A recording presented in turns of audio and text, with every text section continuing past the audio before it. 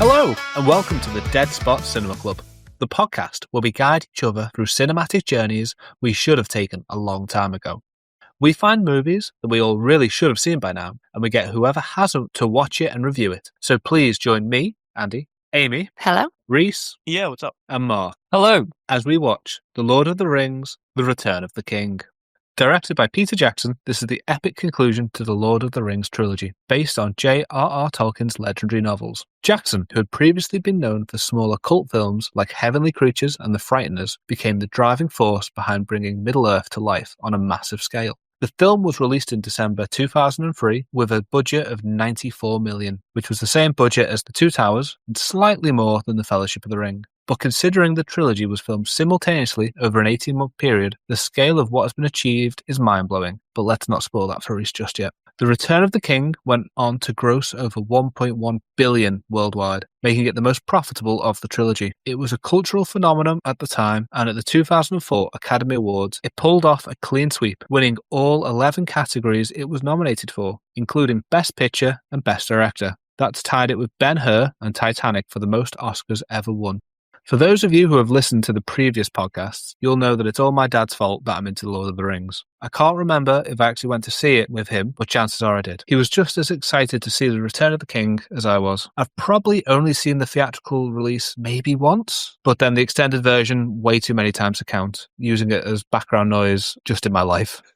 So Mark, what experience do you have with the film? I'm pretty sure I went to see it in the cinema. Can't remember who with. It may have been my own dad, it may have been some friends. But yeah, it's like you saw theatrical once or twice, rented it on Blockbuster a couple of times after it came out, and then once I'd bought it, the extended edition, that was just on all the time. I think I watch it at least 2-3 times a year. It is my favourite of the trilogy. Okay. And Amy, what about you? Yeah, again, I would have seen this one in the cinema day one when it came out. And then by that point, we were in the routine of, as soon as the normal DVD comes out, watch that for a year. And then normally around a year later, when the extended came out, that was bought and watched. I don't think I've seen this one as much as the others, purely because I sometimes kind of go, oh yeah, let's watch the first one, the second, then I forget and do something else by the third one. But it's still one that I've seen countless times. Rhys, before we get to you, do you need a recap of the previous film or not? I think I'm all right. It's not like after the first one where it was like the shittest film ever made and nothing happened. So because it's this one, I actually enjoyed the second one quite a lot. So it's quite fresh in my memory. Because I enjoyed it, I replayed it in my head a couple of times. I will probably also watch it again before I watch the third to really spike my memory because I just enjoyed it. So I think I'll be all right memory-wise, if I'm honest. Okay, that's good. So what's your impression of where The Return of the King will go then compared to The Two Towers? No clue. I didn't know it existed until very recently. So I never even knew this was a trilogy when we started doing this, if I'm honest, wise. I knew there was some movies. I didn't think I'd be 2 films deep and still be on the same quest. I thought there would be a whole ring saga and then like phase 2 would be a different thing that the guys were up to, and then like by the third one we're in the multiverse and we're chilling. I didn't think we'd still be on the way to Mordor, so I'm losing confidence that things are going to develop much. And I don't know if there's a 4th or a 5th or a 6th where we're still on the way to Mordor. I don't know, and don't tell me. All I know about what there is I know there's now these 3. I know there's some Hobbit films. For all I know, there's also a 4th. So I don't even know if I'm going to get closure on this fucking ring or this volcano. I just imagine that we're still in a place where Frodo and my dude Samwise and the little Gollum, they're off in the wilderness. Oh, they're about to go after that. Oh shit, what was it called? Minas Mogul. They're going to Minas Mogul.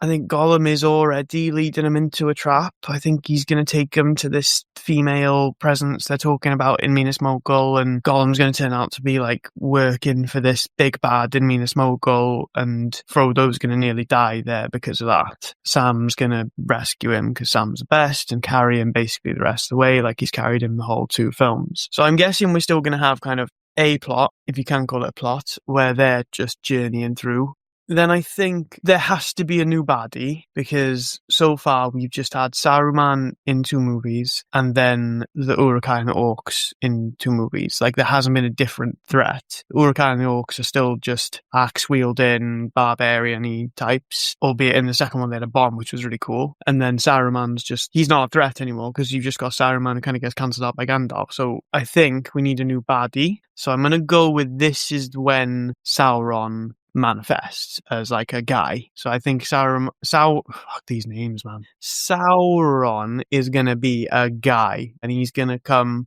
swinging his Power Ranger sword and like really trying to fuck shit up, and he's going to be like big and tough and Thanos-y, and he's going to be this massive threat. And I think there's going to be more focus then on like the combat guys, like the Gimli and Aragorn and Legolas. I think there's going to be like a big close quarters fight between them and a big bad, and I want that to happen. I'm up for that. I don't think much developed with Gimli, did it? And I don't think much developed with Legolas. All they've really been doing is picking off orcs and Uruk-hai. That's kind of their purpose. It's just been to kind of stave them off with arrows and swords. But then we learned a bit more about Aragorn and where he's from. As far as I remember, they're all still together. Whether they're going to go on and split further, I'm not sure, or if they're just going to go on trying to kind of provide some support from another area to the journey to the volcano. But they're all in Helm's Deep now, right? All those guys. Yeah, that's right. And as far as the map was showing, that's like right down at that southwest corner, yeah? Yeah. Whereas the place they're going to burn the ring is southeast. So I can only imagine they're going to have to cheat to catch up.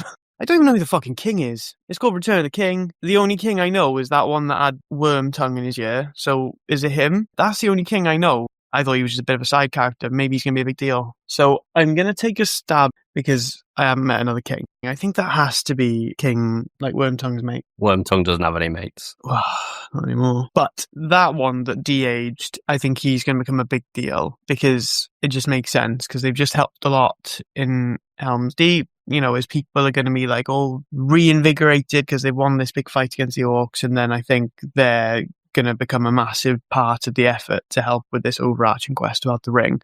Although I'm not convinced that's still the biggest priority, but never mind. Do I think the ring is going to get to where it's meant to be is the big question.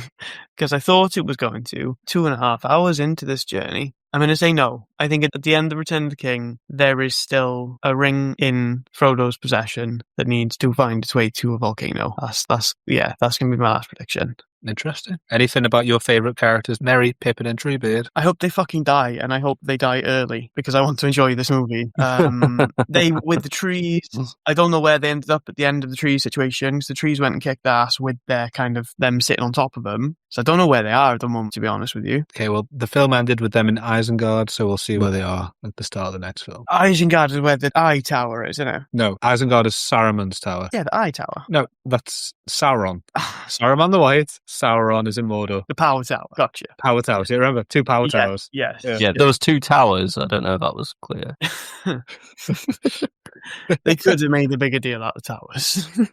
Yeah, I could have mentioned there was 2. So yeah, I don't know what's going to happen with them. I can't imagine I'm going to grow to like them anymore because there's fuck all to them, and they seem just to continue to annoy me by being comic relief where it's not needed. Because Gimli is my comic relief, and I love him with all my heart. So, some warnings then. Does anyone have anything that they'd like to raise to Rhys beforehand? Like, has the film aged well, or is there anything that you think he should be aware of before going into it? I'll warn him straight off. I think we've told him before, but this is the longest film in the Lord of the Rings trilogy so far. How long is this one? Over 4 hours, I think. I can't remember exactly, but It's 4 hours and 23 minutes. oh. I wish we had cameras on now because that face was amazing. 4 hours. I've got a child. I'm guessing there's an extended edition I'm watching as well, is there? Yes, you're watching the extended edition. You are, yeah. Yeah, cheers, guys. You know, historically, present company excluded, of course, Lord of the Rings was for fucking virgins. I'm starting to think that wasn't causality in the way that people think. I think it was because people didn't have time to go and have all the sex because they were too busy. It's still going to introduce new characters, so prepare to learn names. I think I'm ready for new characters. Yeah, I think I'm ready. I think I've got everyone that seems to be a big character. I've got the hang of now, I think. I think you'll like this one. There's a lot more action, a lot more payoff for all the storylines. I think you may be surprised by some character development, but it's generally a lot more action-packed and exciting, I think. Okay, nice. This is the same kind of vein as the last two films. There's nothing that drastically veers off in this film. If you're okay with what you've had so far, you'll be okay with what's coming up. Massive racism. Yeah, if you're okay with massive racism, you'll be fine. It's the name of the game. There is some interesting CGI in this. We'll see if it's aged well or not, but I'm sure we've discussed one in particular already in the previous episode. Okay. You said this is filmed 2 years after the last one, wasn't it? So Nope. No. It was released. No, all three films were filmed at the same time in 18 months. What? Yeah. So how the fuck did Sean Astin put on so much weight in the second one? Maybe they filmed those parts first before they made him walk around New Zealand. I think those bits were callbacks. So they did those 18 months, did bits of it, and then just before to do Or like reshoots. this little, yeah, kind of like this extra bit that I've just thought about. So that was when he was called back for them. No, that's wild. I don't know why you would do that. Why you would film them all at the same time. budget, I guess. Stops people aging. Yeah, I think he had quite decided which scenes were going to be in what film. It doesn't quite line up with the books. Yeah, some of them are shifted. Yeah, to make it more chronological as opposed to bookological. Because with the book, you read all of like Aragorn, Gimli, all their story for the first half of the book, and the second half of the book, you go back to the start again, especially for Two Towers, and then you do Frodo and Sam's journey, which is a really hard read when you're like, well, I've just done the fun bit. Yeah, I was going to say, I Now- might just skip the now- second half of the book. Like, yeah, now I get to go back again, do it all again, but with these guys. So, if no one's got anything else to say, shall we go and watch Lord of the Rings, The Return of the King? Yeah, just give me like 4 months to fit it into my schedule. This is going to be a big one, isn't it? Me and Andy are just going to be putting it on for like the second time this month. Just Well, I'm going to try and watch Two Towers as well, so that's 3 hours. So I'm going to need to find 7 hours somewhere. yeah, and then you may as well do Fellowship of the Ring first, just to build up. I think I'll never watch that again in my entire life. I think if I do rewatches, I'll probably just watch a quick YouTube summary on Fellowship or just listen to our podcast. Okay, well, we're just going to go and watch Lord of the Rings, Return of the King, and we'll be back in a minute, so be in a sec. 4 hours. It'd be longer than a minute. Bye. Bye. Wish me luck. Let's all go to the lobby. Let's all go to the lobby. Let's all go to the lobby to get ourselves a treat. We have returned. We've just watched Return of the King, and Rhys, what did you think? How was it compared to your expectations? I straight up fucking loved it, is going to be my first point. Yeah, really, really enjoyed this one. Took me a couple of sittings. It was real long, but Two Towers set me up for something I was going to enjoy, and I was really happy. Out of curiosity, how many sittings did it take? Just the two. The first night I tried, I managed about an hour and 10, and then there was sort of a logical place to stop. And then the next, it was like a full 2 hour 50 slog. I barely needed to pause during that time. It was kind of all go for that last 2 hours 50, so I really enjoyed it. Awesome. Well, when Amy and I watched it, we realised we hadn't seen this film in a fair few years because it was still shrink wrapped after we lost our last one. Mark, how long ago did you last watch Return of the King? I watched it again for this about a week ago, but before that, I think I probably watched it start of the year, end of last year. Tends to be around Christmas. I watch them all again. Okay, so still quite fresh for you. Yeah. Okay, because Amy, how did you feel about watching it after such a large gap? It was good. I didn't realise it had been so long until I realised that we've not had other copies since we moved in together about 10 years ago. And it means that we've watched the first two a couple of times and just never got round to this one again. But I was excited to see if I'd forgotten anything was different to what I remembered. And it was good. Because there was such a large gap since last time I've seen the film, a few things surprised me still, which was quite nice to see. But we'll get into that as we go through Rhys's beautiful review. Bro, I forgot. I've just, as you were talking then, I was just coming to the realization that I've actually forgotten everything that happened. And I only watched this 2 days ago. I finished watching this and I've forgotten it. Not in a bad way, but just I'm now blurring all of the films together in my head. I have a question before I get started. Is this it? Is this all the Lord of the Rings films? Is there a fourth movie that logically is the next one? Or is this a group of 3? This is a group of 3. Okay. I didn't know that going into this. I've heard the term trilogy, but didn't know if that was referring to this 3 or another 3 or something. So in my head, I can kind of close a bit of a loop having seen this one, yeah? Yeah. Yeah, you're all good. Am I right in thinking this is the latest in the timeline the films go? Yeah, Hobbit came first, then Lord of the Rings, and then he was planning a sequel, but he didn't. So any other questions before we get into your review, Rhys? I don't think so. Nah, let's just get into it. True to form, I watched alongside making some notes. It's mostly just a play-by-play. I've probably got some questions as I go along. Almost definitely got some complaints. So I'll go through and hopefully that'll just give me a bit of a reminder of the storyboard as well, like and when things were happening. And if you guys want to chip in, that's going to be awesome. If I can just get a bit of an idea of what the fuck I'm getting wrong, that'd be sound. So let's crack on. It opened on 2 guys who were fishing, and the first thing I noted was just how nice it looked compared to the 2 films I was used to watching. I wasn't ready for this like color palette right at the beginning. Everything was so rich and green, rich blue water. I was like, this is fucking lush. I kind of had forgotten how the last one had ended. I vaguely had that sense of like, oh, there was victory at the end, so we're pretty happy with something. I was like, oh, is this just going to start all wonderful? Like, people are just going to be chilling in a field somewhere. And then it cut into these 2 little ugly guys on the boat, didn't it? One, I quickly found out was called Smeagol, so I was worried then. I was like, great, I'm getting a Gollum backstory, which I don't think I needed. So there we go. Did you pick up the other guy's name? Oh, I did, my friend. Yeah, I did. This is the whole Boromir and Faramir all over again, isn't it? You got Smeagol and Deagle, for fuck's sake. What's going on? I couldn't work out if this was like real or CGI, because these are the ugliest looking people I've ever seen. It kind of looks like Rick Mail. It kind of looks like Martin Clunes. Were these real people or were these CGI? They were just very bad looking people. It was Andy Serkis. You're saying that like that's a name I should know. He's been in everything. He should be in a circus because he looks like a fucking freak show. He was the baddie in Black Panther, one of them. The white bad guy. Yeah, the South African bad guy. No, he's fucking huge. This was a while before. Yeah. I got you now. Yeah. All right. Anyway, cut to those guys. The worst swimming CGI I've ever fucking seen. Basically, just not in the water. There's no one animated any water around him. It's just a dude doing this. A guy holding his breath in slow motion. And swimming front crawl underwater, which we all know works.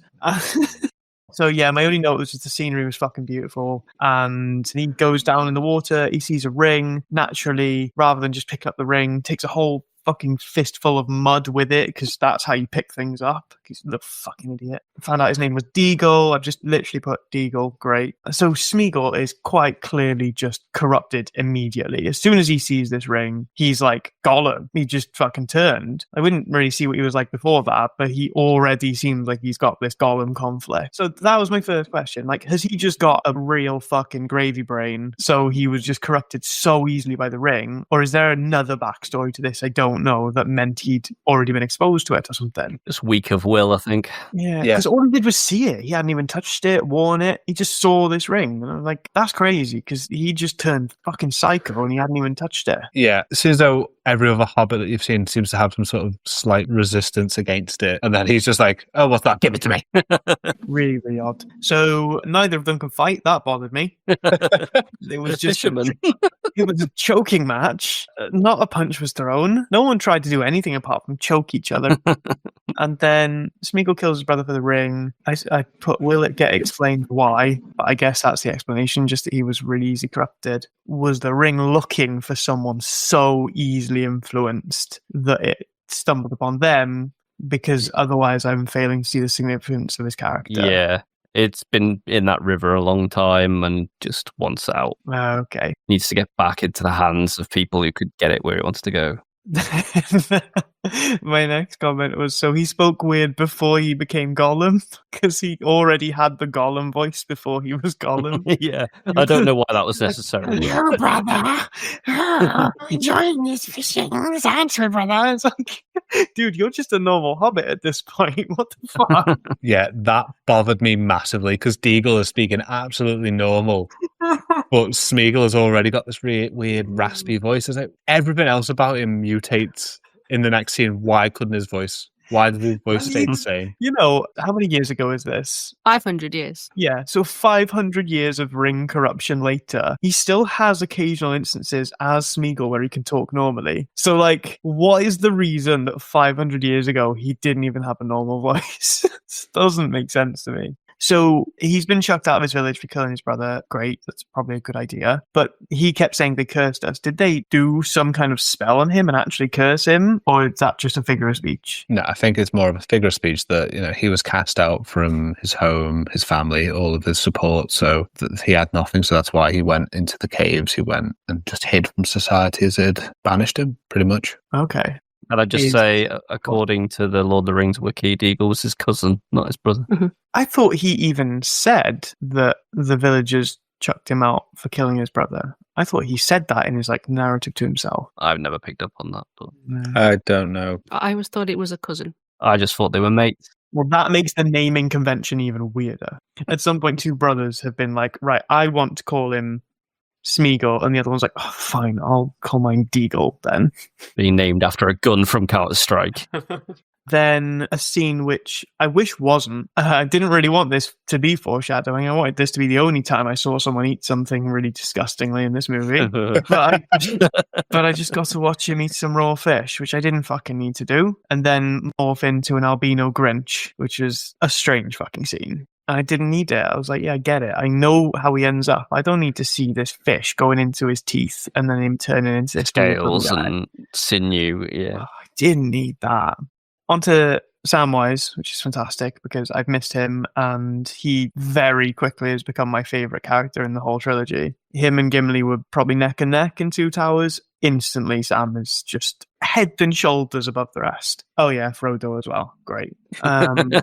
Frodo's slipping down the pecking order again, and he wasn't doing great anyway. Frodo's not sleeping. Oh, Bechard, poor guy. And Sam wants to feed Frodo a big leaf with some lembas bread in it, and he's rationing himself so that he can feed Frodo. And Frodo's being a little fucking drama queen. Like he's acting like he's not had a day of sleep in his life and he's just burdened by something. It's like he's just obviously he's got this ring on, which is his choice, but he's just so pathetic for this whole movie. I can't enjoy any scene with Frodo in it anymore, and it's even easier for Sam to just show me that he's the one. But nonetheless, he has some food, he's all good. We just see more of how loyal Sam is, which is beautiful. Then we go to the boys who are with Gandalf I think they're in a forest at this point, just knocking about on their horses and stuff. And then we get a big Return of the King. So I've already seen quite a lot of movie before I've seen what this movie's called, which is class. I still at this point don't know what Return of the King means. Don't know who the king is, don't know who's returning, don't know anything, can't really work it out. I've tried to for this whole movie and then I work it out about half an hour in, I think. I mean, who is the king that you see before it says Return of the King on screen? Theoden? Shadowfax. King of the horses. The whole movie was about Shadowfax. Yeah, we all got it wrong. Did you not pick up on that? So they're all together, and then my next note is, fuck sake, the idiot hobbits are smoking. Yeah, they're so cool. I roll. So yeah, the two I don't like, Merry and Pippin, who unfortunately become quite important in this movie, which I think Mark pre-warned me about when I initially said I hated them. He was like, you're going to hate the third one. But I didn't really understand what could happen, and I'm going to go easy on them for now, but I didn't like them at this point. They were just sitting having a smoke, and it was just a scene that didn't really do anything for me. Again, the comedy value they were aiming for just wasn't hitting. But then they did help me with a bit of exposition because they said, welcome to Isengard. I was like, cool, I know where we are now, even though everyone else probably already knew. Then Gimli just has a go at them. So I just put, yeah, Gimli, tell them they suck. I can't remember what he said, but Gimli was just having a go. You young rascals! A merry hunt you've led us on, and now we find you feasting and smoking! That was it, yeah. Apparently Treebeard's been put in charge of Isengard, which is great, because you love a good decisive leader, don't you? So as soon as he said that, I was like, I bet Andy is just beside himself with that information at this point when he's watched the movies and read it. I bet he's like, yeah, my favourite character. Oh, you don't even know. Treebeard is so important, and it's weird how important he is. And yet, this is the last time I hear his name, which I is know. a welcome surprise. So they rock up to a tower that apparently Saruman is locked inside. And I was like, this has to be a trap. Like, this all-powerful wizard that we've been fearing is just, like, locked inside a tower. But also, I wasn't really sure, again, maybe Amy can help, but I think I kind of get it, what the time frame was between the second movie and this movie, because I'm kind of thinking it's almost instant. Like, this is the same day. Yeah, it's tricky because what we see at the start of this film is still in the last book. Well, they haven't gone through all the pipeweed yet, so it can't have been that long. I feel like it's pretty much instant from Helm's Deep because it is so close to Isengard. Helm's Deep's happened. They go pretty much straight over to Isengard just to see what's happened, Oh, okay. from what I can tell. Because I was just a bit confused about how Saruman's just been held up in this tower, because I thought, as part of this massive battle they had, they just would have stormed it. Because he wasn't the only guy in there, was he? He had orcs and stuff in there with him, I thought. I think it's just him and Grima. So yeah, anyway, I found he was locked in a tower and my head was just ready for a trap then. I was a bit on edge. Then Gandalf rocks up. But I'm surprised myself with these notes. I must have been tired. It says Gandalf has bangs and he looks quite hot. I remember he's just got these sweeping bangs of his white hair in this scene. And I was like, he's kind of hot for an old dude, to be fair. But basically, they're all kind of asking for peace, and he's asking to be kind of forgiven up in the tower, and he's a bit stuck. And then someone says something along the lines of, "There'll be peace when you die." King Theoden said that. I liked that. He was very determined to be that guy that was like, no, this is a bad guy. We need to just kill him. And that's a theme that probably should have been playing out for the last two movies, is that bad guys just don't get killed, do they? When they're meant to be. Hence Grimer's still up there. Grimer. So Gandalf Greyhaim is then what he is called, which again is another name for Gandalf I've not heard. Make him up as I go along. It's a bit of a slight on him, isn't it? So he's refusing to acknowledge his being Gandalf the White by calling him Graham. I don't have a hierarchy in my head of which he likes to be called, so I never know if someone's just calling them their colloquial name for him or doing a diss. And then he mentions three things that I need help with because I don't understand what he's saying. He mentions the Key of Orthanc, the Crowns of 7 Kings, the Rods of 5 Wizards. What's any of that? You did find out what Orthanc was in the last episode. Yeah, he's in Orthanc, isn't he? Is Orthanc the tower? Yeah. Orthanc Yeah. indeed is the power tower. So why did he say the Crowns of 7 Kings? And there were 9 kings, weren't there? There were definitely 9 kings. And there were 5 wizards. To the book. He's like, oh, what do you want? You want the Key of Orthanc, you want the Crowns of 7 Kings, you want the Rods of 5 Wizards. I think he's accusing Gandalf of wanting everything. I don't quite get it. Okay, I'm pretty sure it's the 7 dwarf kings that he means. Oh, okay, gotcha. That makes more sense. And so this is just going back to the first movie when they were saying who took charge of which races and stuff, right? When there was 9 men and... They got their own rings. Gotcha. So were the rings embedded in the crowns and the rods? Is that why he's mentioning them? They were given them as rings, and then his ring controlled all those ones. So I'm not sure if they did turn them into some sort of jewellery or kept them as rings. The rings amplified the people that wore them. So with the dwarves, it amplified the avarice and greed. So they would mine deeper after more gold, more mithril. Men desired power, so they would be more corrupt. And it was easier for him to control and to influence them with his one ring from a vast distance. Okay. The next thing that happens is Sauron gets out his Remember All. Saruman. Sauron. Oh, God. Deagle gets out his Remember All.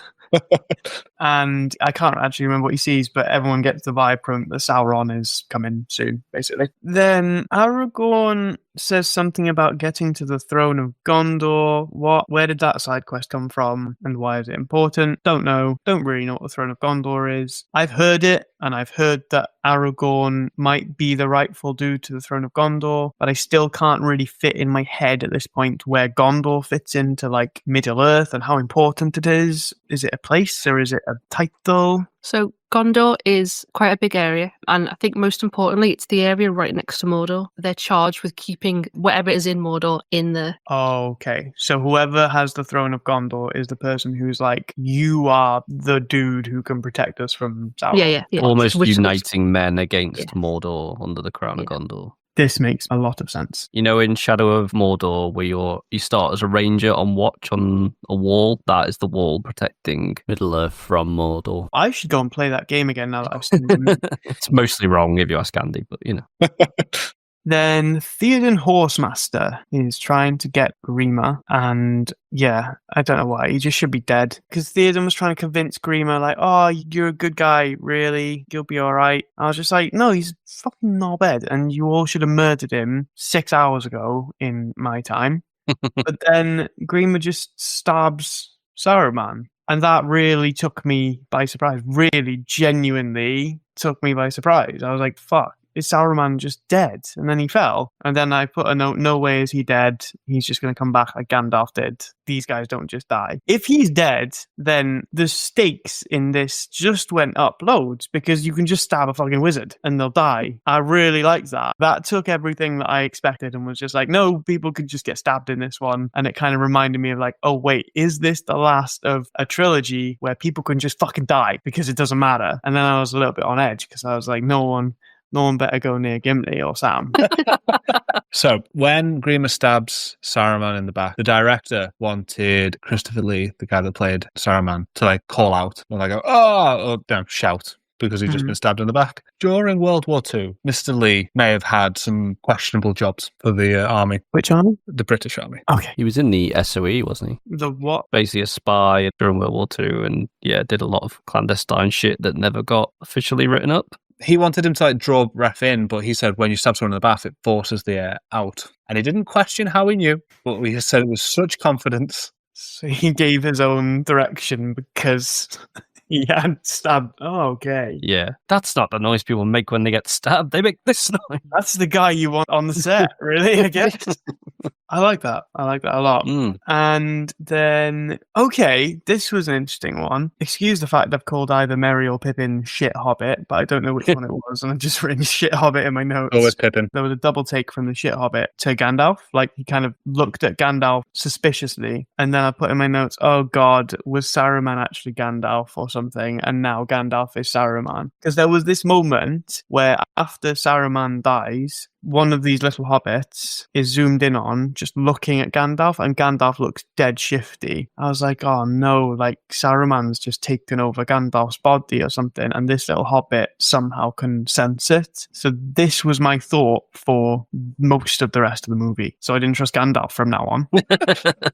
I want you to direct a film. Just get like a classic premise and just do this sort of stuff with it. It'd be wonderful. Just go with every what if. Did no one else think that was a thing? This happens a couple of times. There's a few times this Hobbit and Gandalf have these like suspicious looks at each other. Like, fuck, Gandalf's up to no good, and this Hobbit knows. And I don't know if you've ever watched a Lord of the Rings film with the with the idea that you don't trust Gandalf, but it fucking ruins it. Like, you can't. There's a different reason that look is happening between the two of them. Can you tell me? I assume it's just about the Palantir, Where which did is that- so. That was the Remembrall. So Pippin wants to look at it, wants to see it, but Gandalf's keeping it quite hidden. Oh, because later Gandalf is like, oh, I knew he'd want to have a fucking look. Yeah. Okay, this makes more sense. So for the rest of the movie, I guess just I have in the back of my head that Gandalf isn't Gandalf. It's a weird thought to have while you're watching the rest of this film because Gandalf is just so crucial to everything that happens. Then next note, yes, we're back in a tavern, Gimli at his finest. Legolas is definitely jealous of the girl hitting on Aragorn, still shipping those two. And then I put that it seems like an unwise decision having a drinking competition with Gimli, but then I'm quickly proven wrong because Gimli is fucked and Legolas is just like, oh, my fingertips are getting a bit tingly. Like, this is nice. Obviously, he's just like, elves are obviously just so pure, they can't be tainted by booze or something. So that was a bit of fun, and Gimli's just off his face. I was hoping for another shanty at this point, though. I think that the two little hobbits sang a little bit about the Green Dragon. Was that in this scene? Yeah. Yeah, it was. Yeah. I But thought you'd like that. it was all right, but it wasn't really a joyful song. It was more like a football chant about their favourite pub. It wasn't like a kind of jovial shanty that everyone could join in with. It was two hobbits being like, this place is shit because the Green Dragon's the best. It's a weird thing to sing about in a pub. I do just genuinely enjoy like pub song vibe. It was nice. And yeah, I'm still suspicious of Gandalf now. And he says, someone's asking Gandalf, what does your heart tell you? I think it's Aragorn. And Yeah, then Aragorn's asking him if he thinks Frodo's all right. So he says that his heart is telling him Frodo's alive. Smeagol versus Gollum again, bit of back and forth, and he wants to. Okay, this was funny. They're on about Minas Mogul and taking them to this female presence that was going to kill Frodo. They sort of talked about at the end of the last one, didn't they? Like, let's go and take him to her and she'll kill him. And Gollum was like, yeah, take him to her. And he's like, yes, up the winding stair. He's like, yep. The stairs, and then he's like, and the tunnel. It's like, yeah, and the tunnel, and then genuinely had me laughing. It was in the second movie. He was like telling the hobbits how to get to the Black Gate or something. He was like, you have to go there, but then hobbits is there's a tunnel. Like, he gets really excited about the routes without really knowing the destination. I just think it's quite cute in a way. It kind of reiterates that he's a bit of a short-term goal type guy, not really thinking ahead too far, which I liked. It was a funny little back and forth. Sam heard him, and all caps here in my notes, this has to be the last straw. It's not though, is it? It's not at all. Because apparently hearing from the mouth of Gollum that he is going to murder Frodo is not enough evidence to stop following this creature. And at this point, I'm just so frustrated because I just know Frodo's going to keep giving it to Gollum and following him and just giving him to his love bombing. And I'm like, this, it's not cool. Okay, next now. I kind of regret writing this now, but I'll say it. I said, why are they forcing Pippin to be important? Just admit you made a shit character and get rid. I kind of regret that. Okay, I can't remember which one it is. Merry or Pippin, one of them I actually quite liked by the end of this. But one of them I wasn't too bothered about, but they both end up going on fairly noble missions. But I still fucking hate them at this point, because all I know is them just ruining things for what they believe to be comedic value. And like, all of a sudden, it's like, oh no, look, this guy's really special. He's got this like inner nobility that is going to come out and help. I was kind of against that, but that fades away after a while.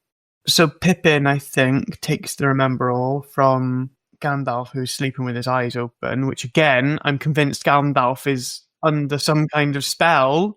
It's all adding up in my head. He's just being bewitched, so he's sleeping with his eyes open, protecting this Remember All, because he's evil, he's Saruman. I think I just watched this scene wrong, because he's holding the Remember All, and he gets some visions. I hope someone can correct me here, because what I saw was in his vision, he sees Legolas with a hood on, with no hair. This is 100% what I thought I saw. He sees a bald Legolas with a hood on, turn to him, and he says something. Can't remember what he says. And then, like, the vibe that Sauron's coming. You are aware that Legolas and Aragorn are outside talking. He's got a hood up. Are you confusing that with what you saw in the Palantir? I'm looking into the Remember All at the moment. What's it called? Because I'm going to keep calling it Remember All. What's it? It's a Palantir. Palantir. Or one of the Palantiri. Palantir. So he's looking into the Palantir, and he gets this vision. And I thought that the first thing he saw in this vision was like a big evil backdrop, a man in a cloak, which was Legolas with no hair. That's outside the building. That's not his vision. Like, it is flicking between him and Legolas. It was Legolas saying that the eye of Sauron is on them. So as soon as he touches the Palantir, Legolas becomes aware that they're being watched by Sauron. Okay. It's in my notes. It says bold Legolas. And the embarrassing thing is this is not the last time it's in my notes. How far into the movie is this? I'm going to find it. Probably way earlier than you think in the grand scheme of things. Sorry, this is not good podcasting. This will just all get cut. It's a bold fucking Legolas. That's bad cinematography. You can't do a vision and also cut in what's really happening. That's stupid. So then I've put, please ditch this shit, Hobbit, because again, he was just like, he was stealing that thing. It was hurting his hands. It was catching fire to things. And then they had to like catch it with a blanket. And the Palantir was just up to no good. And I was like, why are they still carrying this Hobbit around if he's really fucking with things at this point? And obviously someone sees something in him that I don't, which is fine. So then he gets asked what he saw in his vision. He says he saw a white tree, a courtyard of stone. The tree was dead and the city was burning. And then Gandalf's like, that sounds like Minas Tirith. And then him, which I'm guessing refers to Sauron at this point. None of those words mean anything to me. Should I have known at this point that the White Tree or Courtyard of Stone or Minas Tirith were important, or did nobody know that? No, that's just introduced to you then. Ideal. Then we have the heir of Elendil, which is Aragorn. Didn't know he was the heir of Elendil. Probably did. Probably forgot. Don't know what Elendil is. Aragorn just seems to be the heir of everything. But is that just because he's got a bit of a sketchy background? He's got about 20 dads. Elendil is Isildur's dad. He is the one that gets killed by Sauron in the very first film's opening, and Isildur grabs his blade and cuts the ring off Sauron's hand. So it was Elendil's blade. Yes. Isildur's the one that actually used it to cut the ring. Yes. Isildur didn't die there and then because Isildur took the ring. Elendil died. Yeah. Ah, okay. Sauron is now scared of man. Yeah. Because he's seen how man, as in like mankind, can stand up to all his orcs and the Uruk-hai and all that shit. So Sauron's a bit scared. That's what Gandalf's saying. And something about the beacons of Gondor, which I don't really know about at this point. And Rohan are ready for war. And should I know that the beacons of Gondor are something? No, not yet. Cool. I don't think that's very responsible to just be throwing all these terms at me and just be like, remember these will be important, especially in an era where most people are not watching with subtitles. Rohan are ready for war. Do you know, in this movie, something about Rohan has just done everything right in my head that every time I hear Rohan, my brain just goes, fuck yeah. Like, it's just a little reflex thing. They're ready for war. They're all just fucking great. Like, I just love hearing about Rohan and seeing the Rohan dudes fuck everything up. They just have a cool vibe, and they have a really cool home, which it's obviously not great now, but I don't know, just Rohan, it's just nice. Everything about it seems poetic and nice, and all the people seem grand. I like it. Yeah, Rohan just feels more romantic to me, especially when you compare it to like Gondor, when you see it later, and it's just cold stone.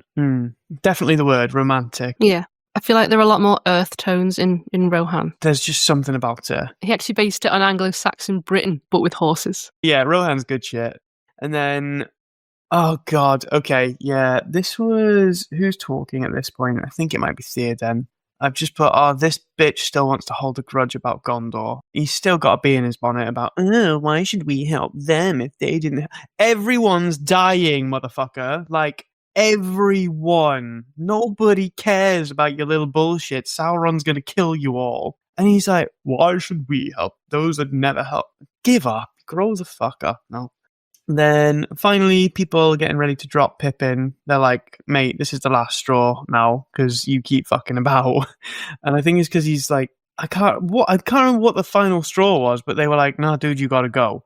Like, you just gotta go. And they just sent him on his way. Because he had the Palantir and Sauron saw him, he assumed that he had the ring. So they had to move him to Minas Tirith. So were they deliberately leading Sauron to Minas Tirith by doing that? Well, Gandalf knew he was planning to attack Minas Tirith anyway. I don't know why he decided to move what Sauron thought was the ring there if he was attacking anyway. Focus his view there. And there was a point later on where Aragorn held it, and it meant he thought that man had the ring, and that's why he attacked Minas Tirith. But he actually attacked them earlier than he'd wanted to, in a panic that they had it and it was there and they were going to use it. Okay. So they send him on his way with the rest of the long bottom leaf. I don't know, I've just put a bracket saying, is this meant to be like weed, whatever? It just seems like an unnecessary thing to bother adding. But maybe that's cool for like the 12 Lord of the Rings stoners that watch this. Yeah, it's a bit of a throwback because in the book, Saruman buys loads of weed from one of the Sackville Bagginses from the Shire. Then we get Shadowfax running. And for some reason, I just have a bit of a thought process now, being how silly a name Shadowfax is, because he's white, shadows are black, and faxes don't exist yet. So I don't really... Maybe that is why faxes are called faxes, because they're really fast. Like Shadowfax? Well, fax means copy or similar to, like facsimile. So like you're saying he's like a shadow when he literally isn't. Yeah. So I don't know, just for some reason, there wasn't a lot happening apart from him running about, so I just had time to mull over the name and be like, that's a bit silly, actually. Okay, I just looked on Google and it says no, a fax machine was not named after Shadowfax. So according to Google, Shadowfax is called that because it's a modern form of the Old English word scadufakes, meaning shadow grey mane or shadow grey coat, even though it's white in the films. In the books, he's grey. Okay, cool, nice. And then Aragorn makes a comment about hobbits being hardy. Like, he's like, oh, I thought hobbits were hardy or something like that. I just thought, what the fuck gives him that idea? Because all the hobbits we know are fucking just weak as piss. Like, they are just useless, apart from Samwise, but Aragorn doesn't really know Samwise. So what on earth is making him think hobbits are hardy? The only ones he's come across are the two little idiots that are always in trouble, and Frodo, who is always stabbed. They have a reputation for stubbornness. Bilbo was quite hardy, considering. Okay, I'll give him that, I suppose. And the elves are going through the forest. I gather that they are going to that place that they go to, that little lover's realm type thing. They have to, yeah. Oh God, yeah. You know the place that people go when they were going there in the first movie, and then the second movie they were like, oh, they were saying to Aragorn, you just gotta let her go to this place. I'm guessing that's where they're going. This like place beyond the realm. Oh, the Grey Havens. The Grey Havens. Yeah. Even though in the film they're white.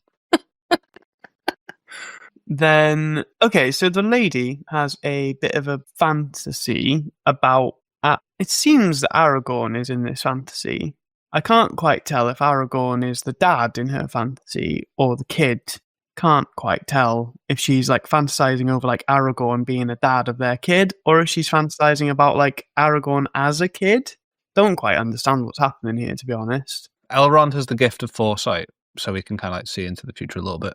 So I'm guessing... Right, we'll get to that, because she says that later. We're all meant to have foresight. That's a basic, like, human instinct, is to have some foresight. And some people get it cut off when they're children for religious reasons. So. Well, it's just more hygienic. Well, in this, he means visions of the future. And so that was her seeing her child, which is Aragorn's child.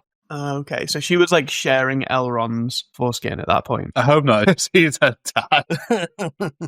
This was Arwen seeing it, right? Yeah. Does Arwen also have foresight? Maybe she inherited it, and Yeah, maybe to a lesser degree. The crownless again shall be king is something that was mentioned. Bear with me. So, just bear with me. So crownless has got me thinking, because in the prophecy, Legolas was bald. So No. Legolas is going to be the king. I was really hoping you were going to go down the route of Shadowfax becomes king, but okay, this is better. I can't breathe. Not fucking with you. This bald thing stayed in my mind for the rest of the movie. Oh, you've killed me. Oh God! And it gets reinforced later, because when they see that statue of the king, they go, "Look, the king has got his crown back, and it's grown like flowers in his hair." And I'm like, "It's Legolas." So stupid. I'm so dumb. Okay. Then, wait, they are fixing Narsil. This pissed me off, because they put together the sword, the iconic. So immediately, in one fell swoop, in 2 movies, my tattoo has become irrelevant, because they put it back together. So that's made me feel silly. Well, it's still the blade that cut the ring. Yeah, so I've got the broken version. I didn't know the fixed version was going to be an option. And then we go to Minas Tirith, the City of Kings. I don't know if that's a translation from... Is that like a translation from a language in the Lord of the Rings world? There's a lot of Minuses, so I guess Yeah. that means like town or city or walled city or something. Minas Morgul, Minas Tirith, Minas Tirith. Yeah, there's a lot of them. Fortress, maybe. Don't know. It's Spanish for mines. Mine. It means towers in Elvish. It's the opposite of a mine. And Tirith means apparently watching or guarding. So we're in Minas Tirith. Gandalf is recklessly driving this horse up there. Like, he is rapidly going up on this horse. There's women and children just leaping out of the way. I was like, you're going to kill someone, Gandalf. Runs a red, drives in a bike lane, you know. I was worried about the extras, because it zoomed out and I was like, this horse is like a real horse running by real people by the looks of it. I was like, this is a fucking big horse. And he's just going unnecessarily fast up this street. I was just a bit worried about that. So you can play him when he goes too slow. You can play him when he goes too fast. All I'm saying, for a wizard... He's not using much magic. He's doing a lot of reckless stuff. He could be on a broom or something. He's already seen the future. He knows it's fine. Yeah. And I say it looks fucking cool, to be honest. It's not a surprise at this point that every set piece and every location in this movie is just stunning. Like, the city's just fucking cool. Didn't they actually build a few streets of this and then add miniatures for all the outside shots? They did that for a couple of things, like a couple of roads. Yeah. Yeah. So they actually built some of those streets in a warehouse somewhere. They like miniatures in Lord of the Rings. And so do I. The overlap between people that like and were involved in Lord of the Rings and the people that like miniatures, surprisingly. Mostly a circle. Going to a Games Workshop. Who likes Lord of the Rings? No hands raised. No. Just because they don't want to drop their miniatures. But yeah, it just looks stunning. Just looks really fucking cool. It zooms out as Gandalf's running up there, and it's like winding all the way up to the top. And then it like the way it wraps around the pointed cliff edge as well. So it's like they've just embedded this city onto the cliff edge. This is just the coolest fucking thing. Then Boromir's father, who's a new person, and I hate him. He's just got the kind of face you look at and you go, oh, it's a baddie. So they were saying it's Boromir's father. Don't mention the death of Boromir. He's just got too much to worry about. It was kind of fun back and forth where he's like just saying to him, like, don't mention this, don't mention this. Actually, just don't talk because you're a bit of liability. And that he's not the king, he's like stewarding for the king. So he's just like an interim. Obviously, he doesn't think that. But yeah, it was a weird one. He goes in, immediately knows that his son is dead somehow. Oh, he's holding something. The horn. The horn, okay. And that's a sign that he knows his son is dead. Then the word Mithrandir is said, and I don't know what that means. That's another name for Gandalf. Of course it is. Name 16 for Gandalf.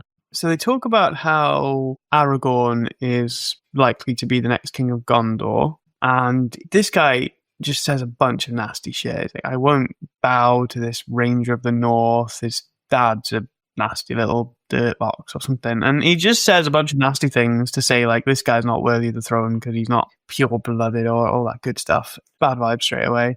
And then we zoom out to the mountain. It's erupting a lot for a mountain, Amy.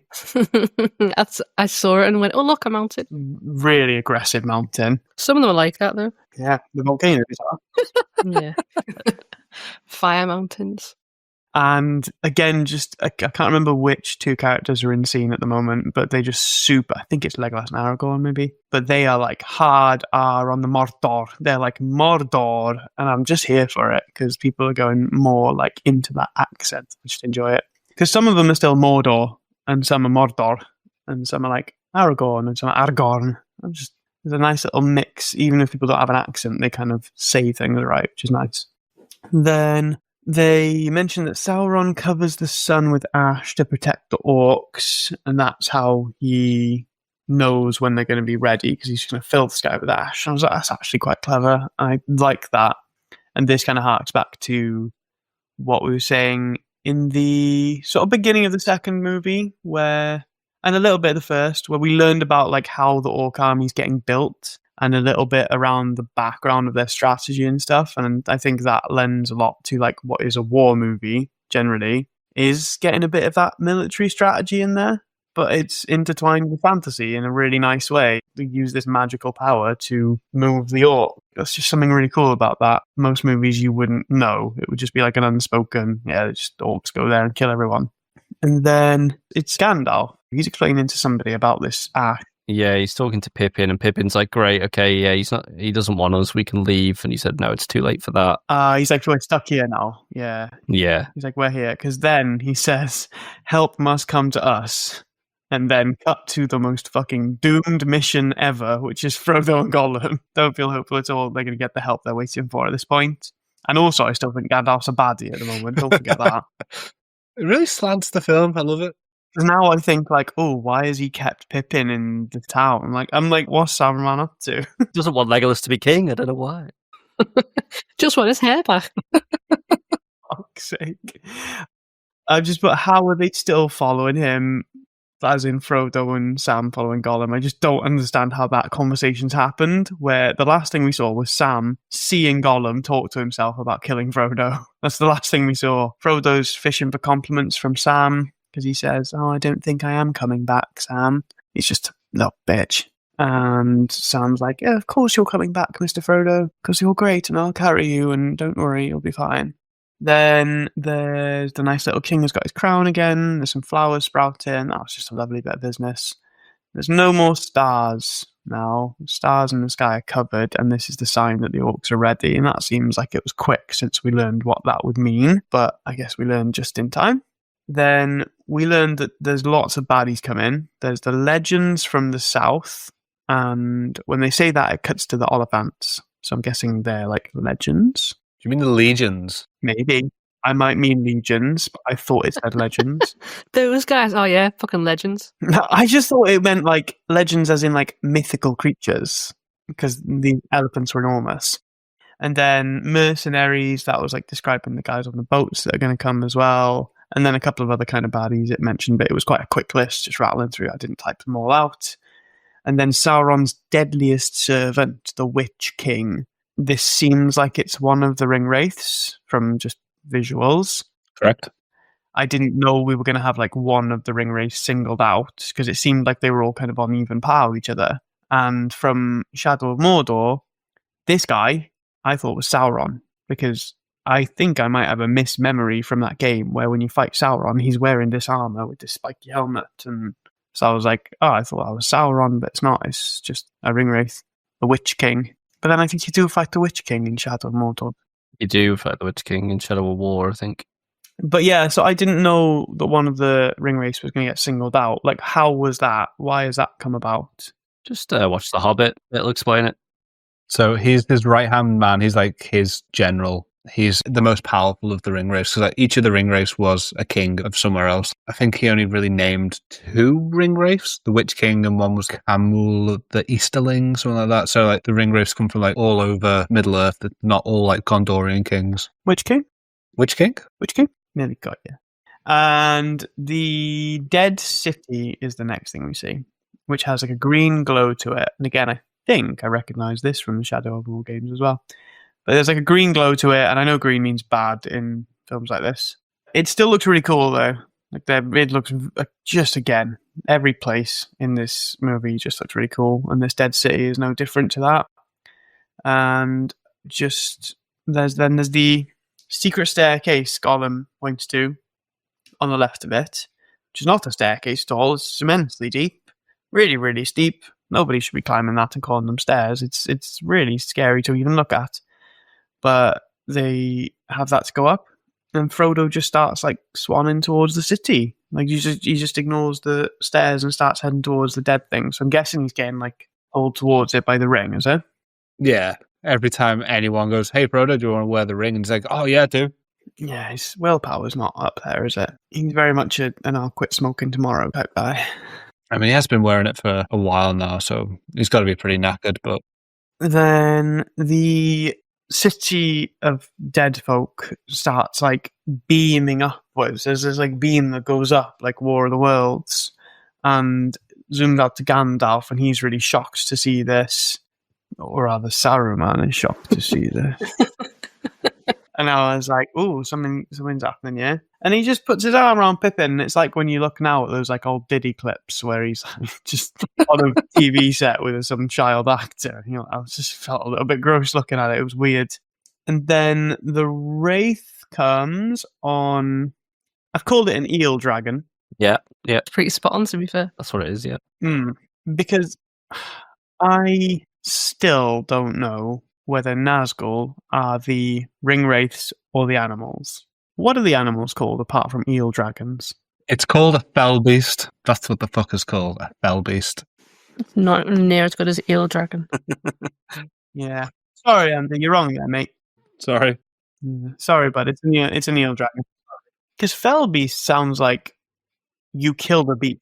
Yeah, or it sounds like a classification of animal rather than the name of one animal. Oh, you know, the fell beast, like eel dragons, and I was just reading a different wiki for Lord of the Rings, and it says they are called blackwings sometimes, or Nazgul birds, or hellhawks. I like all of them. So then there's like the eel dragon does like a. Well, again, I can't tell if this is the eel dragon or the ringwraith making the noise, but it's like a banshee scream. But like they're both kind of like the dragon's got his mouth open, but also the ringwraith is moving his head. So I don't actually know what that noise is coming from, whether it's coming from the animal or coming from them. Anyway, got the banshee scream. We are 1 hour into this movie. 1 hour. One single hour. And there is what seems to be an enormous battle ready to unfold. So I've put, if this movie is now 3 more hours of battle, I'm in. And it wasn't far off, to be honest. It wasn't far off. Pretty great. We cut out to Samwise threatening Gollum. I think Gollum might have gotten a bit turned on by that. It was really a really strange scene. Gollum's like backed up against a wall. We see more of his iliac crest than we should and ever have before. Like his loincloth has slipped down a bit. Very odd. You can see the cum gutters. You'll know what that is. That's fine. I expect that from Rhys, but not from you. But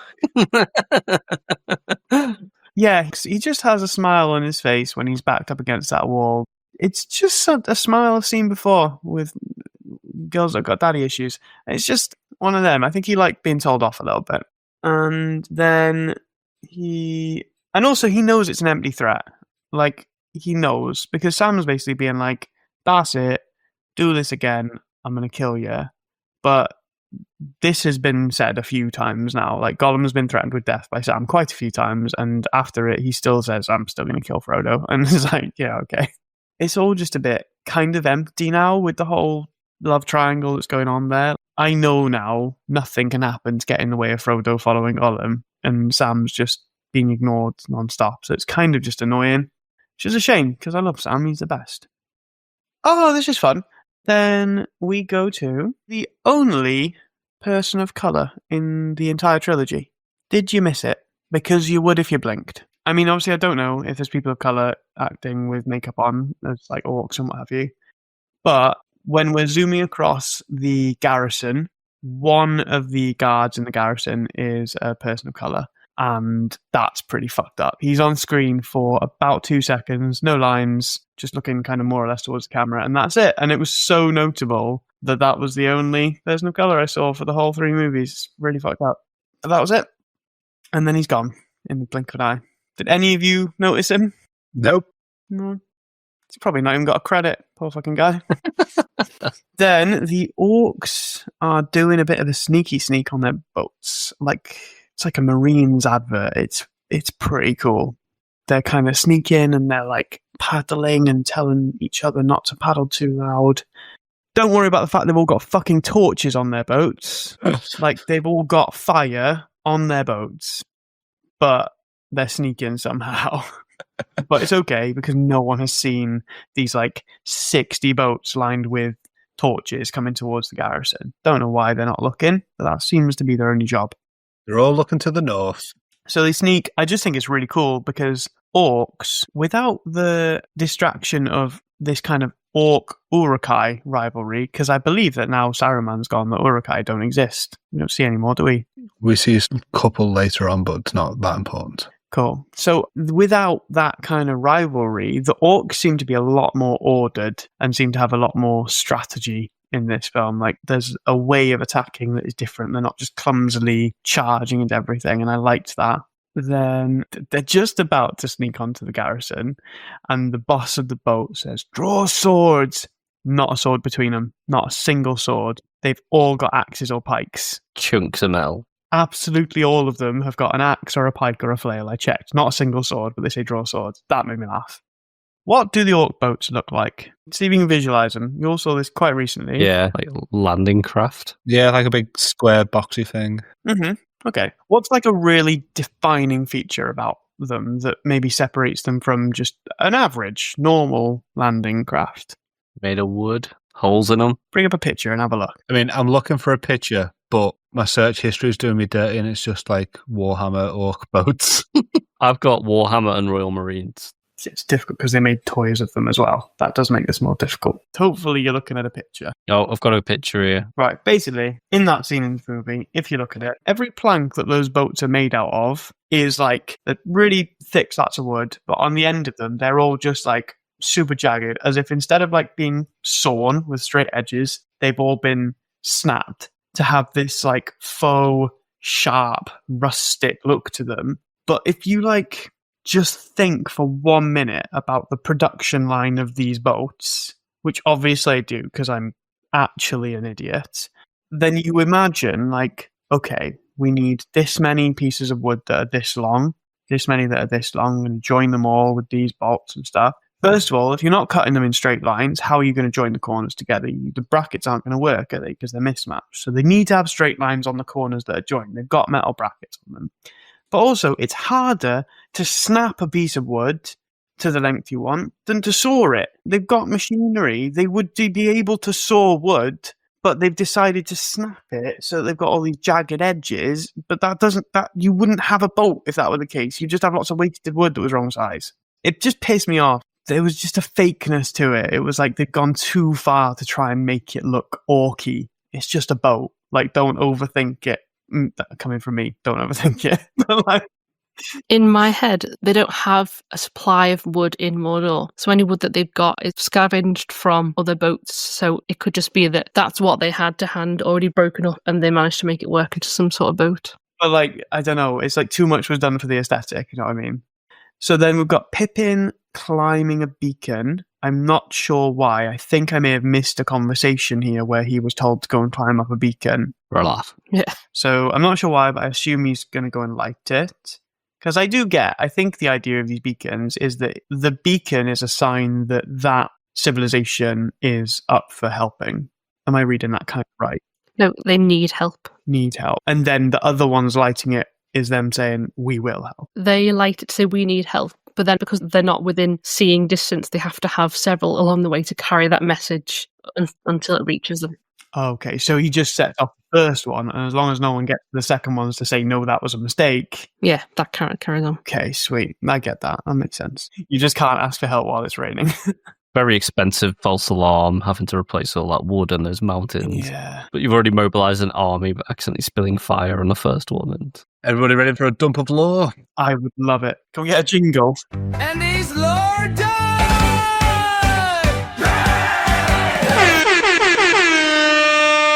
So, in the books, the beacons do exist, but they are not for calling for aid. In the books, the beacons are kind of like an air raid warning. So they light the beacons, they go along, and they're just for everyone in Gondor to go, shit's going down, better be careful. watch out for orcs. Yeah. Okay, interesting. To summon aid from Rohan, they send a messenger with an arrow, but the arrow's got a red tip. That's the call for help. The film did it so much better than the book. So yeah, he's gonna, I'm assuming, to light it, and I'll just put a note, stay on it, you worm. Poor Pippin. The word Amon Din is used. I don't know what that means. Is that just a name of the beacons? Amon Din? Yeah, Yeah. might be the mountain it's on. Yeah. They lit them from the top. They built these really lovely fires. You would light it from the bottom, and then it would become a really good fire. They light it from the top and hope for the best. So that's just annoying. Someone on Reddit's made a map of all the beacons in Gondor as they go to Rohan, and yeah, Amon Din is the first one outside of Minas Tirith. Love that. Would they not be marked on your maps anyway? Would you not kind of get an idea of And that's where what they are? she's shuffling through. I was looking to see what Amon Din was officially. It was a hill. But no, on the maps themselves, I don't think on the big map it's mentioned because they're such little points. This map only shows like, the paths that they take. Oh, okay. But that is my favourite scene in that film. It's quite cool. I remember seeing it for the first time, especially because obviously I saw it in the cinema for the first time. Just seeing these light up was just felt epic. Yeah, there wasn't quite shivers, but there was something. There was something that was like, this is really fucking cool. This is everyone coming together now. Yeah, when Aragorn sprints into the hall to let him know. Yeah. And there's that pause, everyone's waiting for his answer. That's pretty cool. Yeah, because Aragorn's clearly like, those are my people that want help as well. Like, Yeah. yeah. So then, yeah, very cool seeing that they all get lit, bringing people together, bringing together the whole little place. And I put brackets Middle Earth ?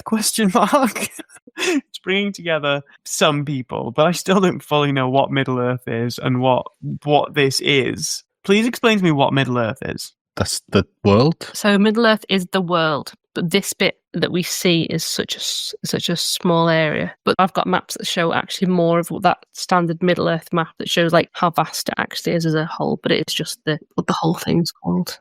So if there were a globe of Middle Earth, what would it look like? What shape is Middle Earth? Like on the edge of the map, is there just a wall like the Truman Show?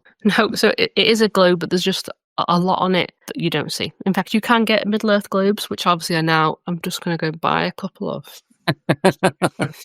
Can you actually just walk from like Helm's Deep to Mordor? Because they on Yeah, the yeah. globe wrap around and they're just next to each other.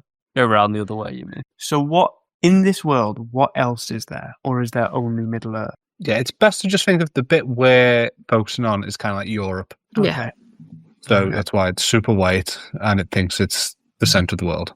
Fair play. Okay, yeah, so that's all happened. Gondor calls for aid, and then the next word spoken are Rohan will answer, and I'm just putting all caps. Yes, you fucking top boy. Of course, Rohan will answer because Rohan are the best. And I think this is when Theoden decided, like, yes, we're coming, we're helping. And I was like, shivers, like actual shivers. I was like, this is amazing. Rohan are getting involved. Everyone's going to come together. This is cool. So then he's like, summon every able-bodied man to Dunharrow. Don't worry about the ladies. But then the girl has come in and she's packing heat on her horse. So like she's up for a fight, which is really cool. Who is she? Because I mean, we'll get into it a bit, but I thought that was Eowyn. That not Eowyn. That was Eowyn, yeah. That's Eowyn, the lady who Eowyn. goes into battle. Yes. Yeah. Okay. I'm going to get very confused later. So in the book, she disguises herself as a man called Dungrave or something like that. And then it's a big reveal that it's her, but they don't bother with that. Because she just takes her helmet off at one point and as they're just hanging out. Yeah. Yeah, no one cares. Yeah. It's a about weird her one. being like the princess of the land and not like, hey, what are you doing here? Maybe they all know and just don't care. But... Yeah. And then she kind of later, she kind of hides herself when she takes her helmet off, like when they're actually in battle. But maybe she's just hiding herself from Theoden, not sure.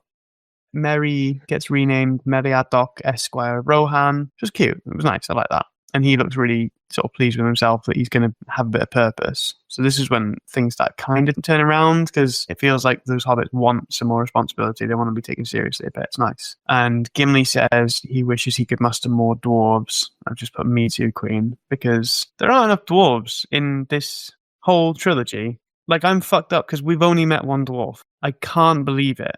I cannot believe I've seen 3 Lord of the Rings movies and only one dwarf. What a live dwarf. You're going to love The Hobbit. I'm happy that that has just been said. But yeah, I can't believe it. I thought there'd be more dwarves. There was actually a time a little bit later when I was like, this is where the dwarves are hiding. But no, we just don't. So I was really sad. Mark, can I have my jingle, please? And he's Lord Dog!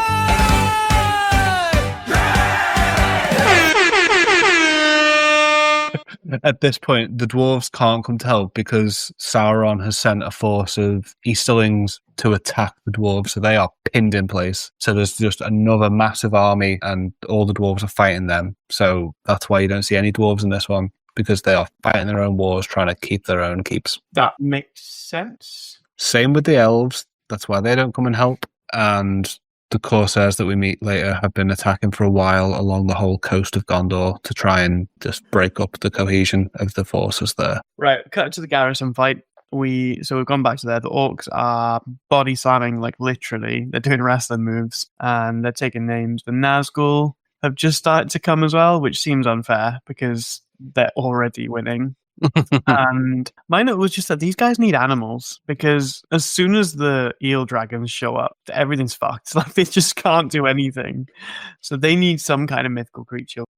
Is this the motherfucker from the Goonies?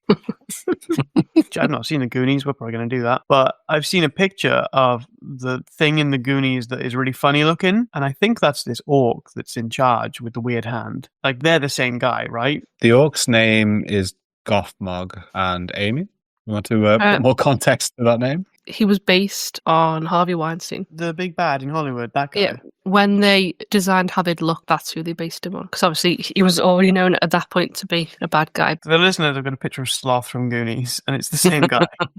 That's the same guy. But that's all I could think of. And then he had a weird little hand as well. So I just was really distracted every time this guy was on the screen. But he was bossing everyone around, which kind of seemed counterintuitive because he didn't seem particularly able or strong. But the orcs tend to follow the most able and strong, so I didn't really get it. Gandalf then pushed away the Nazgul and the eel dragons with some light on the end of his stick. I feel like there was something poetic there because when they started getting their asses kicked in the garrison and they started retreating, that's when the Nazgul came. Almost like they were feeding off their like lack of hope and fear. And then Gandalf comes and like brings light, i.e. hope, and that scares them away. I feel like that's a vibe it was going for. I might be just reading too much into it. But every time the Nazgul show up, it's when people have already lost hope. Like it happens a bit later on the castle walls where they're literally retreating and then the Nazgul show up. It's almost like they feed off that fear. Could be onto something. I'm not sure about them feeding off of fear, but certainly the whole theme of hope being quite a powerful force is definitely a theme of this film. And then Faramir is... Why have I written this? Faramir is a bitch, is my note. It's nearly dead. That's my note. Is this when he's talking to Denethor? When he kind of comes back in and he's like, oh, we lost it. And he's like, well, go back out and get it again. Yeah, because Faramir's in there, and he said that, like, we're losing, or whatever. But then he said, like, yeah, we knew we were going to lose because such and such said it. So then... I keep forgetting his name. I just keep calling him Steward because the guy that's Steward in the Crown. I call him Steward a lot, Denethor. And he was like, "Oh well, I don't care about what your lord said. Go back and fight or something." But it was just Faramir. It was just a weird little scene where he'd gone back to basically say, "Yeah, we're losing," and then get told to go back out there and fight. I'm like, why has he gone back in the first place? So he's come back to say, hey, that is gone. We've lost it. And his dad's like, no, that's not good enough. Boromir wouldn't have lost it. Get it back. I don't care what it takes. I found a Facebook thread of people moaning about how Faramir in the film is not very good at tactics, whereas in the book he was pretty good. Yeah, this is quite an emotional little scene where he's like, would you rather I died instead of Boromir? And his dad's like, yeah. So he just kind of like... mate. He just gives up hope. He's like, fine, I hope you think better of me when I die. I feel like I would have more empathy for this scene and I would connect more emotionally with it if I at all valued this dad's opinion. But all I have seen of this father is he's a piece of shit. So I have no reason to be like, oh, people should want his love. As far as I'm concerned, Faramir's sound because this dickhead doesn't really care about you. Him loving you doesn't make your life any better because he's a dick. If they built up that character more, I would have more been like, oh my god, it's really shit that Boromir is his favourite. And it's really shit that he's really sad that Boromir is dead and he's obviously overcome with grief and he's taken it out on his other son. But really, I've just been introduced to him. And the first thing I learned about him was that he's a bit shit. Isn't there more in the book about him being corrupted by his own Palantir, where he's fed wrong information by Sauron on purpose? Pretty much every time anyone sees anything in the Palantir in the books, it's not actually true. So he thinks that they've lost already by that point, I think, from looking in his own Palantir, which is why he goes a bit crazy. So he sees Gondor burning and thinks, we've lost, that's the future, what's the point? And he just gives up. Ah, fuck, okay. Yeah, I think every time you see it, like Amy said, it's what you get from it isn't right, but it doesn't lie to you. It's just your interpretation's always wrong. Okay. Like it shows you enough to fuck you up. So there is a guy sent the ring to Mordor. Frodo is his name, yeah.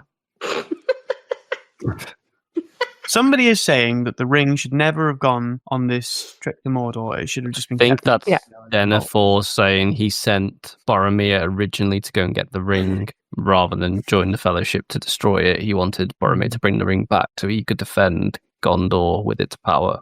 Yeah, okay. Yeah. And then someone says, I think it's Faramir, says, I would never use the ring ever. Denethor says, and we'd keep it here safe underground unless we need it. And then we could use it. Whereas he is like, no. Yeah, it's like nukes. It's like, we'll have them. We're never going to use them, but we might. We might use them. But you never know. You just never know. Someone else might have a ring. We got to use our ring for just to be safe. Terran. They get 2 rings, we've got to get 5 rings. Yeah. I love how everyone thinks it's this really powerful thing, but you put it on and you just go invisible. It doesn't work for you guys. Just some king sat in his throne room being like, ha, wait. And like nobody outside that room is affected because he's just turning invisible in his little bedroom. Just ring race turn up like bailiffs to take it back. It's like, no, but I'm different, guys. It'll definitely work for me. I can change it. Yeah. So yeah, I just put the note. I wouldn't use the ring ever. Okay, that's what they all say. Faramir knows that Boromir was on the edge of being corrupted as well, doesn't he? From Two Towers. He kind of tries to get that across a bit to his dad, where he's like, no, Boromir wasn't like totally uncorruptible. He was like not coping well being that close to the ring. He refers to him as a wizard's pupil. Why does he say that? That's just because he's taking Gandalf's side. Yeah, it's kind of his version of, well, if you love Gandalf so much. Fair. Will you marry him? Yeah. And then the king / steward fell back. He just fell back, like mid-conversation sort of fell back because he saw sort of vision of Boromir behind Faramir. And I didn't really know if that was magic of some kind because I just didn't really get it. Like I didn't know any of this backstory about corruption or if he was cursed or if it was just grief. And I think at this point, I just thought he was just overcome with grief because his favorite son's dead. He's seeing images of him and it's like physically paining him. I just thought I think that's where the film tries to take it, yeah. It doesn't Yeah. bother with the rest of it. I stopped hating him quite so much because I just was like, this is just a dad that has got a dead son. And you can humanize him a little bit then, even though he's doing lots of horrible shit and he eats tomatoes like a psychopath. Never look at a tomato the same way again. Hideous behaviour. And then we've got hobbits climbing up the steep steps. Gollum reaches for the ring, and there's a weird standoff because Gollum's reaching to, like, obviously kill Frodo / take the ring when Frodo needs a bit of help up. Sam is beneath Frodo, climbing behind him, and yet threatens Gollum by pulling his sword. It's like, dude, what are you going to do with that sword? You are further down than Frodo is. Further away from Gollum, when you throw the sword at him, like you haven't got a spare hand to be lunging a sword at Gollum. Like if he dies, you die. He calls Samwise fat. I just put a note. My note just says, "Don't call Samwise fat, you fucking creep." He's not even that fat. He walked about 8,000 miles. Some of that carrying Frodo. If this motherfucker's got any weight left on him, it's a miracle because he's not eaten for days because he's given all his food to Frodo. Like, don't come at him. That's not cool. Gollum is not in a position to body shame anyone. He's not. I mean, he's pretty shredded. Mark can testament to that. At this point, there's nothing about. Maybe you can enlighten me. Maybe there's something about his character that is meant to be fat in the books, but this just seems like a slight on Sean Astin. Because Sean Astin's a little bit heavier in this, but there's no reason anyone would be out of shape after living this life for the last 20 years of Quest. Like, no one would be fat. No, there's no explicit evidence in the books that Samwise was fat. So I feel like they're just shaming Sean Astin at this The point. books describe him as sturdy. The gardening work implies physical fitness. Yeah, so I don't like that. There's something about that just left a bad taste. It was unnecessary. Then the head wraith says, "Send for the 4 legions. He will break the wizard." That's pretty badass, just saying you're going to break a wizard like Gandalf. Like, we know how strong Gandalf / Saruman is. He's just like, yeah, I'm going to fucking break him. And it's just really cool. He's giving the Power Ranger bad guy vibes that I got from Sauron in the opening intro of the first movie. Because it's literally just bad guy in big cool armor instructing other bad guys to go and just fuck people up. I was like, this is cool. I like this. I like where this is going. It's going to a big standoff. The Hobbit gets Foromir's armor from when he was a kid, and they have a super gay back and forth. It was just weird. He was like, yeah, this is mine from when I was a kid. And they just have this really big back and forth, like, you were a child the size I was. I'm a bit taller than you are now. I'm 43 yes, now. You'd be great. And we get it. He's short, he's wearing your armor, and it's grand. Fine, whatever. The king orders Osgiliath to be taken back. Don't know what Osgiliath is. That's the place they lost, that they ran from. The garrison. Yeah. Cool. So he orders that to be taken back. I think I did know that, actually. And that's cool. To me, that felt not like a stupid move, because I know he's probably bad at this point. And in my head, he's either grieving and making poor decisions, or he's kind of working for Sauron, I thought maybe, this bad king. I thought he was maybe a bit of an inside man. But you can't just play defense against Sauron. Like, you can't just sit there and have this huge army just amass and come to you. So it doesn't seem like the worst idea in the world to try and take back this little garrison. I think you're meant to be like, oh, he's just trying to kill his own people, he's being shit. But I was like, you gotta do something. You can't just sit there. And then maybe some communication with the other armies, short of some fire, would have been good at this point to coordinate some kind of strategy. Yeah, this was a strange one. So they've accepted all this help from all the men across the land, and yet no one really knows when anyone's going to show up. No one really knows how they're going to show up, how many people there are, what kind of strategy they might have. I just thought they could have put something in place so they just knew what the plan was. But they've only had, hundreds of years of this army building up to know that there might be a problem with Sauron. That is what it is. Well, I think it's more Sauron's broken down all the communications, like with King Theoden being controlled by Saruman and Palantir's not quite showing the truth. It's just broken down those relationships, so anything that was there doesn't quite work anymore. But they had the beacons. And to me, to have the beacons, that's a plan to say, like, at some point, if it all kicks off, we're all going to be needed. I would have liked to think that the beacons came with an instruction manual on what you do next. Like, so everyone knows, right, if the beacons are all lit, it means 3 days until armies are mobilized or something. You know what I mean? But No, that's fair. then, cutting to Frodo again now, he is sleeping as close to the edge of the cliff as humanly possible. Hobbitly possible. Hobbit, love it, halflingly possible. He's just so close to the edge. Why is he so close to the edge? The closest. He's one little... He's off dead. So Samwise wakes him up and he's all pathetic. I've not had enough sleep, Sam. I need to go back to sleep. There's a war happening, little man. You need to wake up. The elven bread's all gone. Smeagol is framing Sam for it, of course, because he's all of a sudden just decided that he's fat. Frodo is so easily swayed by Gollum for basically no reason. He has no reason to trust Gollum. He has years worth of reasons on why to trust Sam, and yet instantly trusts Gollum over Sam in this one thing of like, oh yeah, he's gonna steal the bread and try and steal the ring off you. But he hasn't trusted Sam, saying all this stuff that has been like substantiated for the last however many times they've been following Gollum. I just don't get it. I get that he's corrupted by the ring. How does that mean he's corrupted by Gollum? I think the ring is just making him more pessimistic, more untrusting of anything good, anything wholesome. I mean, this doesn't happen in the book. This is purely a film decision. In the book, Sam never leaves. Sam's there because Sam was the best. Then I just said, don't send Sam home, please. But they did. And then I said, you will die instantly without him. And there's just more Hobbit / steward nonsense. Then the food thing happens. So Pippin is instructed to sing a song. Pippin sings a beautiful song. It's lovely. It's really, really nice. And in the backdrop of that song, there's orcs ready to kill. And there's kind of something beautiful about that. There was something really nice about this song, and then just contrasting that with these orcs preparing to just murder. I don't know why it also tied in this king just eating like a hedonistic warthog, just mouthing this fruit like he was trying to make it come.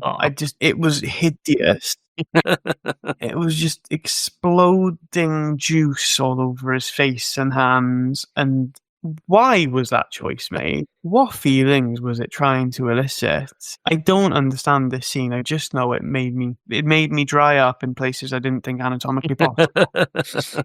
Well, I interpret it as with it showing that the charge is kind of like Charge of the Light Brigade, where it's just into certain death. It just shows that he doesn't care that he sent his son to his certain doom. Okay. So he's just living his life, being a disgusting man. He's not moved at all by the song. He's not moved by the fact his son's about to die. He's just chowing down on horribly juicy tomatoes. It was just horrible. And then, again, it kind of harked back to the scene with Gollum and the raw fish. It was just two scenes here where they decided to really go all out on eating disgusting food. I don't know why. Only bad guys eat messy food in Lord of the Rings, yeah. I guess, yeah. So, yeah, I don't know why it was trying to go down the disgusting route, but it definitely makes sense that it was trying to show his greed and hedonism and just lack of empathy. So, yeah, it was a strange scene. It elicited some strange feelings in me, but mostly disgust. The army was building on the human side a little bit, and orcs are pushing their siege equipment, getting ready to siege on the citadel, really nicely kind of building up to what I think is going to be a really fun crescendo at this point, because I'm just seeing armies amassing. I'm like, yeah, this is going to be a cool battle. Karl Urban looks even dumber in this movie than it did in the last one. The road to the dim halt is something that is said, and none who venture there shall ever return. This was the little offshoot through the mountain, and the green glowing guy is kind of beckoning Aragorn to go that way. Then Éowyn is talking to someone about getting involved in this war. I believe it's Theoden, and Theoden says, war is the province of men. She's like, no, fuck you. Éowyn's just great. I think we've finally got a strong female character that is doing shit and isn't just serving a man. I don't know why it's taken this long to have one. And she's got a really Welsh name, so obviously I'm on Team Éowyn. We've got Aragorn having dreams about the tunnels and the statues, so we think this is probably the path that they've just talked about that they can't go down because everyone dies when they go there, which I have a problem with, because how can you have a path that no one who ventures that way ever comes back. Who's keeping record of that? Why has no one investigated what's going on at that point? You can't just be like, oh, you just die when you go that way. You gotta be curious and send like 30 guys at the same time or something, don't you? It's like we don't just have the Bermuda Triangle and go, oh yeah, you just die if you go there, you go missing. No, we sent a bunch of boats and then went, oh no, it's fine actually, it's not a problem. It's just storms every now and again. They could have just sent 30 guys and be like, no, it's just a pack of wolves there. They just outnumbered the random children that wandered there a few times. Elrond is saying that Arwen is dying. The light of the even star is failing. Aragorn pulls out his massive sword in the tent with Elrond. And then this is the gayest scene I've seen in the movie. So there's lots of little man love things happening back and forth. It seems to be some subtext I'm not picking up. But most of it's during conversations that aren't very interesting. So maybe I'm just trying to find stuff that isn't there because I'm a bit bored. All the elf stuff's going on in my head at this point, to be honest. I've stopped caring about the elves and their lore. They're really boring to look at. Whenever they're on screen, it's just this kind of dark blue tone that's not particularly visually appealing. And it's all just a story of like, oh, they go into the afterlife place, or they go in back to the elf place, or they die, and it just doesn't really matter either way. There's nothing at stake. Should I care about the elves? Do any of you care about the elves at this point, really? Are you watching this being like, where is Arwen going to end up? Is she going to fall in love? Like, are any of you watching that thinking that? Or are you just like, oh, come on, take me back to the people that matter? Elves are kind of done at this point, aren't they? Yeah, I think in the book, the whole Aragorn thing is more of an appendices. He thought it was really important to the story because it reflects why Aragorn is the way he is because of her, but couldn't find a way to fit it into the story itself. It does seem messy, sort of shoehorned in. Aragorn, he sort of chins off Éowyn. Éowyn's up for a bit of Aragorn action, and she's also perfect, so I'm not really sure why Aragorn's not interested. She's much more his type than Arwen. Like, she's into her swords. She's not just lingering in a forest somewhere. I'm really not sure what Aragorn was playing at, to be honest. She can't cook, though. No, but she can with a sword. Legolas, he's really poetic in this movie as Legolas, isn't he? He doesn't have many lines, but the lines he does have are all poems. Him and Gimli go quite quiet in this film. Gimli's very quiet in this film. After the scene where he gets pissed, he's got basically nothing to say. And Legolas only really has a couple of speaking parts, and it's poems both times, really. Which I don't really have a problem with. It was just a strange sort of turn for the characters. So he sort of has this sort of poetic comment about a mountain death trap, and they decide they're going to go up there. And then my brain was like, oh, I bet that's where all the dwarves are. They've been hiding in this mountain because, the mines got taken over or something. So I was really excited because Gimli's following him and he's like, oh, I'm not going to go. It's a bit scary. But he goes, and I was like, he's going to love it. He's going to go. It's going to be this massive payoff because he's going to find all these dwarves that he's been missing. Nah, it didn't happen. Gimli's still great, though, because he's a bit scared to go in. He's like, I'd never hear the end of it if the elf went in and he was too scared. So I thought that was quite funny. And then I just said, yeah, and there's not as much from him in this movie so far, but I hope he gets some more lines and a bit more screen time. He didn't. The scale's kind of increased, so you can't just have that little bit like in Helm's Deep where you could focus on him a bit more. Yeah, he doesn't really get time to be his little funny, witty self because it's a bit too much going on there.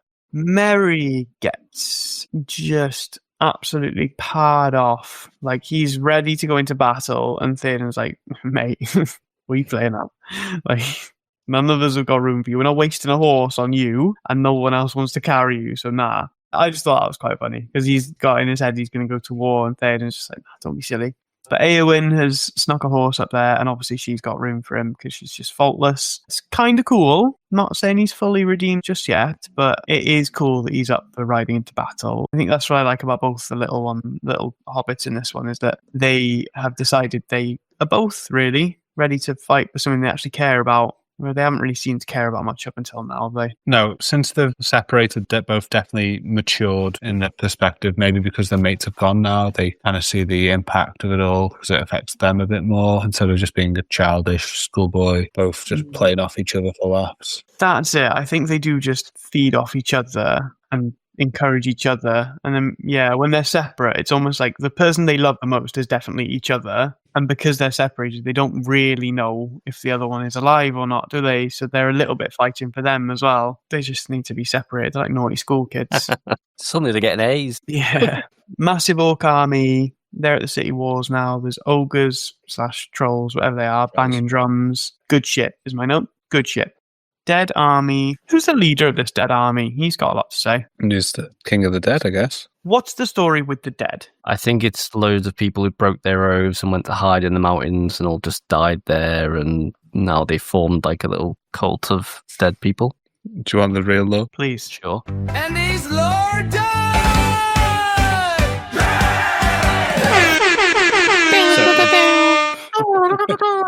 So this is an army that was originally allied with Sauron, but they betrayed Sauron and joined Isildur and Elendil. They swore oaths of fealty to them, saying, we'll join you to take down Sauron. But when it came down to the time to actually take on Sauron, they were like, nah, it's good. So they broke their oath and they refused to come out and help him. So Isildur cursed them, because in this world, breaking an oath is a very powerful thing. So he cursed them that they would never rest. That's just one army that never joined the battle of the last alliance. And so when they died, they never passed on to the afterlife. They were just lingered as wraiths and ghosts. Only Isildur's heir could free them from this curse. So it's just one army. Yes, it's big. There's so many of them, yeah. It's probably why I was so pissed that they didn't arrive. So they were just like dishonored fighters. So the leader of that is like what would have been the leader in that army then. It's not like some Grim Reaper character that was already dead and then led those souls or something. No. Cool. Okay, that makes more sense because now that makes sense why Aragorn was the one that had to free them. Did Aragorn know about this then? Because he seems to know that he's got the power to free them. You know the poem that Legolas said before they went into the Paths of the Dead? That was like from a seer from 1,000 years ago that foretold that this would happen, and so it's kind of like a poem that's been well known. So maybe that's why he knew. So Aragorn was like, that might be me. Yeah. Just take it at face. It's probably me. Look at me. I'm class. He seemed to know that the sword was the key to it as well, didn't he? Mm. The only one who can wield that sword to command the army of the dead. And he's like, well, I've got the sword now. Got to do it. So Aragorn was offered them honor to fight for them.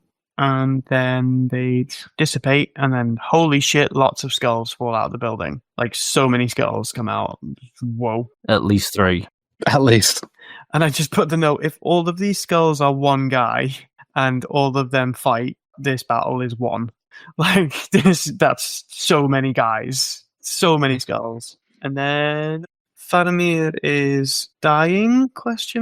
What have I missed? Yeah, I missed this. Faramir is just lying on a stretcher. I don't know what I've missed, but he's lying on a stretcher and appears dead. And I was like, what's happened here? Not really. I think we just see him being dragged through the gates, don't we? Yeah, he rides back to Osgiliath and he gets dragged through the gates, put on his horse a while later. So I didn't really get this. And we'll get into the weird funeral cremation bit in a bit. But is he injured or does he get made unconscious by like magic or something? No, I think he's just severely injured from a battle, and that's around the time they launch all the heads of his men over the walls, isn't it? To try and Yeah, got to that bit. That was fun. Because the general, he goes, release the prisoners. And then the catapults go, and I was like, oh, they're like aiming the catapults to like little jail cells in the where they've caught some. Oh, nope. Heads. So many heads. So many just severed heads being launched in, which is such a flex because they're not going to kill anyone or do any damage. That is just a flex. I was like, this is fucking cool. Okay, yeah, so then the walls start getting pelted. The rocks are coming, catapults are coming. Women and children are still right by the walls. Like, they're still there. Catapults are firing rocks at these walls, and the women and children are now starting to run away from the walls. I'm like, why are they still there? Why have they not already retreated? The steward is being a bitch. He gets slapped by Gandalf, which is really funny. Gandalf then takes charge because everyone's been like instructed to retreat. He's just like given up. He's like, right, no, we're going to die. Everyone retreat. So some soldiers immediately are like, yeah, retreating. And then Gandalf just takes over and goes, no, don't you dare. And he does that thing where he just like inspires hope. He's just gotten those scared people to turn around and get back to their station, which is really cool. Then again, the eel dragons come and the screeches happen again. And I've just put a note that they need to kill these eel dragons because they are just dominating. Like they're just sweeping guys off the walls. They're just too powerful. So they need to do something. And Peregrine is being a liability. He's trying to kill something, and Gandalf's like, "No, you gotta go, mate. You're just a little boy." Even though he saves Gandalf's life, Gandalf's like, you just go, please. Jeez. Yeah. And then everything gets stuck, so they can't breach the door, and they go, Grond will breach it. And at this point, I've seen you guys in the WhatsApp group say Grond a bunch of times. And I'm excited because I've now heard Grond. My note says, I feel like Grond is about to become my new favourite character. And then How wrong you were. And I thought, oh, it's not a character at all. It's just a battering ram. I was hoping for like this probably says more about me than anything else, but I was hoping for just a really hench dude I was going to be on side with. I was picturing like Two Towers when that guy comes in with the bomb and he run, that massive bloke started running in with. I was picturing something like that, but like eight big orc guys. They can take the door down, yeah. Yeah. Really elaborate battering ram with fire in it. It's cool, really cool. Yeah, it gets such a hype intro, and it's relevant for like 3 minutes. But I'm here for it. It's fine. Not everything orcs do is going to be particularly logical, I suppose. The dead army is killing the pirates. Good shit. Frodo and Gollum still exist. I have lost hope, even though I'm sure Frodo won't fail, because that's not the vibe. Like, this movie's not going to end with Frodo dying before he can destroy the ring. It's just not gonna. I just know he is going to rely on someone else to save him. This is obviously a trap with Gollum. And Gollum has told everyone but him that it's a trap. So we know. He's told everybody that he's walking Frodo into a trap. So I don't know why anybody directing this film is expecting they're setting up any kind of suspense. Frodo is about to use a bottle of light to try and get this spider away. There's a big spider. I should have mentioned that. There's a big spider. Again, if I was watching this back in 2003, I probably would have been like, holy shit, that's a big spider. But I've seen Harry Potter at this point. I've seen about 9 million different films that have got bigger and scarier spiders. So maybe it hasn't got the shock value it did have, which is unfair of me. What's the spider's name? Mutter something in Welsh. Article? Don't know. What is it? Shelob? Shelob.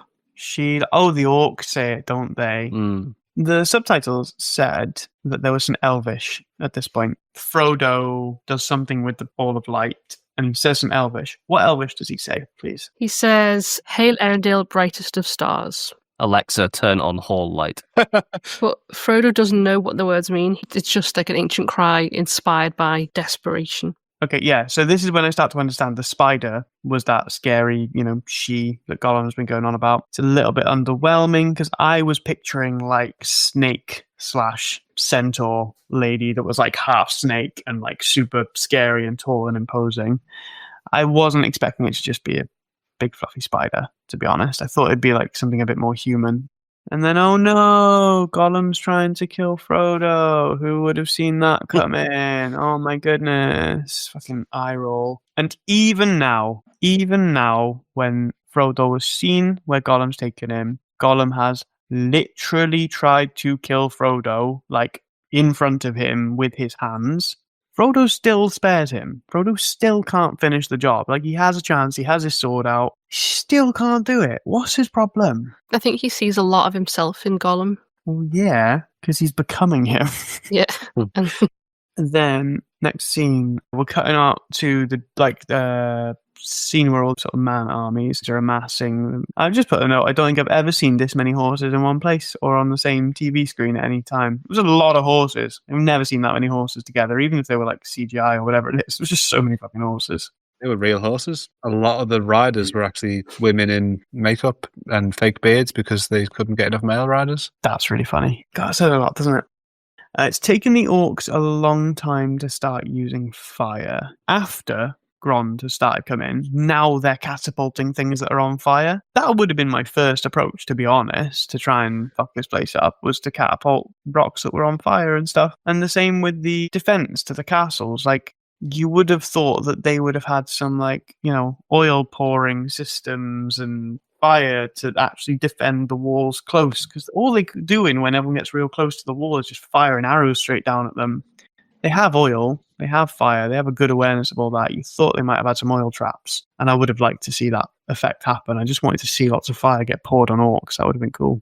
Grond is still seemingly just a stone wolf. Yeah, I've not quite resigned to the fact that that is Grond yet.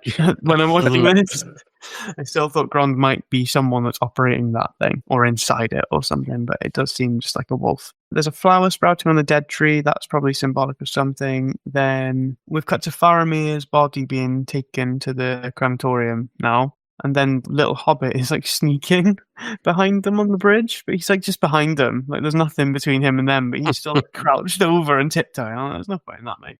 Okay, at this point, I made myself a note because I was over noting, and I did make myself the note. I just wrote "enjoy the battle," Rhys. So I had to like literally write down just enjoy the battle. So I sat down and just watched and enjoyed the battle. So I have no notes on the battle really. It was just great, is my note. I just really thoroughly enjoyed it. It just Lord of the Rings is good at battles, isn't it? The spider's back. So Frodo's kind of fought off the spider the first round, and the spider's back now, kind of stalking him. And it seems like it's gotten bigger already. It's not very nice to look at now, because now it's gone from being like a front-on enemy to like being a creepy spider that's like stalking him, and now it's a little bit scary. I don't like it.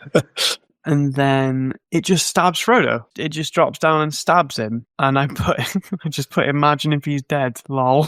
It's like, imagine if after all of this, it's like just one straight stab in the gut and he's done. And for a bit, I thought he was, to be honest, because he went really fucking limp and got really wrapped up in that web. I was like, oh shit, he's just dead. He's just outright dead. I say, as we were watching this, I was watching it thinking, does Rhys think he's dead now? Mm-hmm. Before he got wrapped up, I was like, it would be funny, but no. But then it starts twisting him up. Again, more terrible ragdoll CGI when he's like twisting him up. Samwise comes to save him. And then this is where I've put, is this a dream? Because it looks lethal. It can't be anything but lethal. He's like being shaken around by this spider. And it's absolutely covered in web. The only two things in my head were he is dead or this is a dream. No part of me thought he would survive that. So I thought he must be dead. Okay, so then Sam's brought his bottle of light and he's fighting the spider. He's doing a great job, to be fair. He's like stabbing him around. And I put the little note here, if Sam dies now, I'm quitting the podcast. That was my note I wrote. I wasn't ready for Sam. We need to find a film with like a character just unexpectedly dies for Rhys just to see his reaction now. I'd struggle if it's someone as cute as Sam. Sam opened the web and I just thought that was really gross. There was like some clumpy green left around his eye. Yeah. And like web over the corner of his eye a little bit there. I was like, this is really horrible. I was just a little bit still feeling for Elijah Wood. I was like, that looks like it feels gross. Having to pretend to be dead while knowing that's on your face. Yeah, well, his eyes were open as well. He like kept his eyes really well open. For that's grim. Sam said, because he thinks Frodo's dead now, and he said, don't go where I can't follow. And I just put, fuck off, Sam, I'm going to cry. And I nearly did. I nearly had a little cry there for Sam. Not for Frodo, but for Sam, just because he was so and he's just so loyal. And he's like, the idea that he couldn't support Frodo in death was breaking him. And I was like, this is unreal. The sword turned blue, and I remembered that meant there's orcs nearby because it's a racist sword. Well done. I gave myself a gold star because I said I remembered a thing. That's good. And then Frodo just wrote they're going to take Frodo to go and get diddled. Because they're just like a little bit weird in what they were saying. They were like, Shelob likes to paralyze her prey before she has her way with them. And then they were like, they're going to take him and he's going to wish he's never been born. I was like, well, what are they going to do if not rape him then? So it was a weird scene. Torture, Rhys. Just good old-fashioned torture. Are you telling me you don't think orcs would have raped him? I didn't even consider that as an option. Okay. Consider it now and let me know your answer. These primal beings that run on just the urge to kill and probably fuck. You think they're not raping this little hobbit? I'm just going to say I just hope they wouldn't. Just leave it at that. We all do. Then they're building the fire for the cremation. Pippin gets dragged away and he just says a few times, he's not dead. He shouts that, he's not dead. And I just put, say more. Like, just say more words to these other people. Don't just say he's not dead. Be like, he's evil, he's faking it. Or like, oh, I just saw him move or something. Don't just say he's not dead over and over. Because it's not working. I was a bit stressed out. I mean, at that point, who's really the evil one? Denethor or the city guard just going, nah, fuck it, let's burn him anyway. Following orders. I guess, yeah. It's a tough one, isn't it? I didn't quite understand in this whether Denethor knew he was dead or not. I think in his grief he did think he was dead. Yeah, I did put a note later. I said, I don't get it. Was he mad or was he just overcome by grief and didn't really know what was what? So yeah, it's hard to tell. No? Yeah, I think it was definitely grief stricken. Okay, then we cut to the Nazgul. He's got a flame sword now. He's got like a double sword. He's got a sword which has the things going across it, and then a bit more sword, and then things going across it again, then loads more sword, and then that sword catches fire. That's really cool. He had a cool sword. Even Shadowfax is scared of this sword. Gandalf's staff gets broken, so I was like, this sword is fucking cool. Big capital letters, the army of boys is here. So, like, everyone now has amassed up on the hills. Like, all the horses have turned up. And, yeah, 2 hours 35's in. And King Theoden is saying, ride for death. And they are chanting death like they want it. And it is like reminiscent of like riding into Valhalla vibes. They are like, we're going to fucking die. We're here for it. And again, second time in this movie, I have genuine goosebumps and shivers down my spine. 100% genuine. I was on fire watching this. It was so much was happening in me. It was just unbelievable. It was just such a huge scale of what was happening. And then you've got all these people just willing to die for this group of strangers. They're so far away from this group, but they're like, we're willing to fucking die for them because we know this is right. Shivers. Fantastic. Can you remember any of his speech? No. I just remember them all chanting death at the end. Ride for ruin, ride for wrath, and the Red Dawn. Any of that familiar? Yeah, one for the rhythm, one for the ride. Cool running. Yeah, that one. Fear no darkness!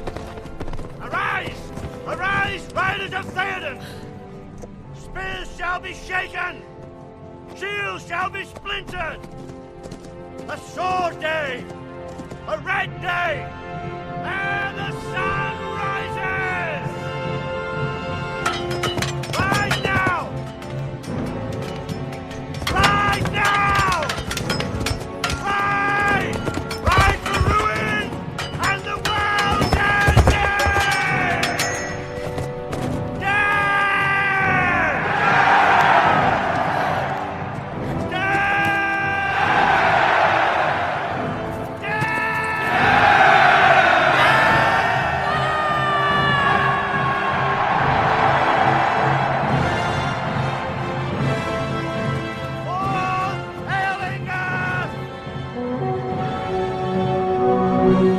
Death, death, death. Great metal lyrics. Yeah.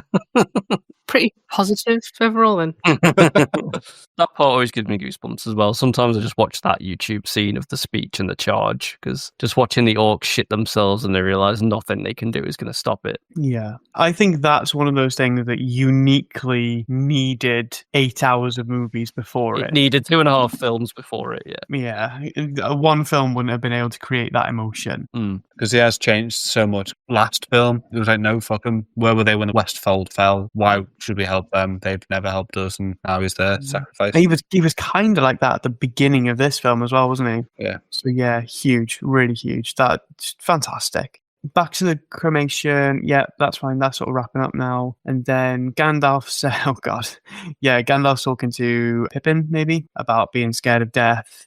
And he says, death is just another path, one we all must take. I just put, those are irresponsible words for me to hear right now, bro. Not in the place, but there we go. We go to the battlefield out front, and Eowyn is kicking ass, absolutely kicking ass. There's an eel dragon, and Eowyn slays that shit. And my note is, it's embarrassing how easy she took the head off that thing. Like, all the men should be embarrassed that she just... first slash near one of those things, takes its head off. No one else has been able to touch him. So that was good stuff. No one else has been practicing that 2-swipe thing that she's been practicing. Absolutely. Absolutely. The boys pulling up in a ship. Good stuff. Good stuff. Yeah, we've got Gimli and Legolas and Aragorn being like, hey, it's us. And then they show up with the cheat code army that just go and just take just fucking delete the rest of the army. It's great. Yeah. In the book, the ghosts get released after they kill the pirates. They kill all the pirates and okay, we're done. and he lets them go. This doesn't really happen. It's more military tactics and Yeah, I guess in this film they didn't pay any of those actors to do combat for this movie, I guess, because I don't think any of the main boys do any combat in this. They do a little bit here where they're like fighting the elephants and stuff, but Yeah, might be nice to see a little bit of a tiff between them and the pirates. the ghosts are anticlimactic in this. Feels like they just didn't have a satisfying way to end the battle, so it's just like they won. They do just It's go, like- yeah, that army, they just fade to green. They're gone. No. Yeah, zoom out, fade to green. Done. Yeah. And then back to Eowyn. No man can kill me. I am no man. Fucking just fantastic. Bit telegraphed, but great. For this movie and in this context where she's the only woman doing anything of any substance, fantastic. And then she just stabs that fucker in the face. That's what she does. She just stabs it in the face. Why didn't Gandalf try that? This was my note. I said, "Oh, so they can die." Andy said they couldn't die. Is my note because you said they couldn't. They were trying to kill them in the first movie. They were like waving fiery swords at them, and I was like, "Oh, is that how you kill them? You need like a sword on fire?" And you said, "No, you can't kill them." They were doing swing attacks, not thrust attacks. So my question is the only way to kill an Nazgul to stab it in the face? I am not sure. I'm not going to say that yes, but all I know is the Witch King uniquely cannot be killed by man. But like the others, can I just banish the bodies as opposed to like anything else? But Witch King gets stabbed in the face, dies. So no. I was here for it. It was good stuff. It just confused me a little bit because I was like, I guess they do have like flesh then.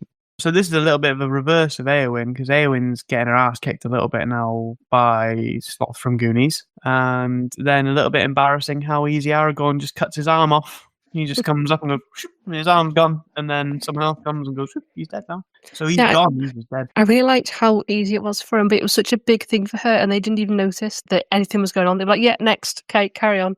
There's like, "Oh, there's no that. Yep, choo choo choo, done." Yeah, it's a fun one. Poor Eowyn. I mean, she did just kill the Witch King. Yeah, you're right.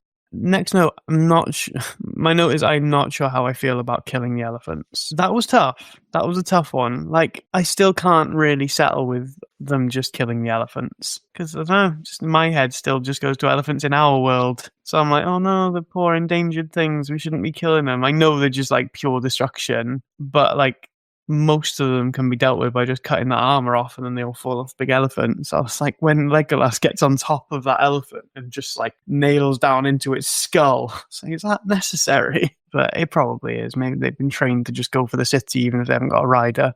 Then, yeah, I just put King is dead. He was good, but what was his name? Théoden. He dies of his wounds talking to Eowyn. And Yeah, that actually got me. I've watched this film so many times. And for the first time ever, I started crying at that, and I have no idea why. Bro. Yeah, because he definitely redeemed himself, didn't he? Like we've said, he became really quite a good leader. The speech that he's given Eowyn, telling her to let him go and how he can go to the hall of his fathers and not be ashamed that he wasn't a good king. I don't know, just got to me. Then Aragorn frees the dead. I said maybe you could have asked him to kill the rest of the Nazgul first. That's what I had done. And while you're here, guys, there's 8 others. Can you just go and take care of them? Just like Gimli was suggesting. Yeah, fancy coming to Mordor. Yeah, literally. Then, so Carl Urban runs to Eowyn and is like crying over her. I missed her dying. I didn't see her die. She got fucked up. I don't think she died. No, because she marries someone at the end. Okay, yeah. They definitely fucked Frodo, is my next note. Frodo, sorry, because he's not even wearing that many clothes when we cut to him next, guys. Just saying, like, he's had his clothes removed as well. The orc infighting will always be funny. It's like, that's just always going to be something that's funny. They've got something important to do. One of them calls each other something, or they want to try and steal something, and then just, it's like domino. The whole city of orcs was just kicking each other's ass because one guy wanted, like, a t-shirt. Samwise was continuing to show us that if he had gotten picked to take the ring to Mount Doom, this would have been one single 88-minute movie. I think at this point he's like carrying Frodo or something, and he's just showing a lot. He rescues him from the tower, doesn't he? Yeah. By fighting his way up there, and then literally just head-on combat with 4 other orcs and wins. Yeah.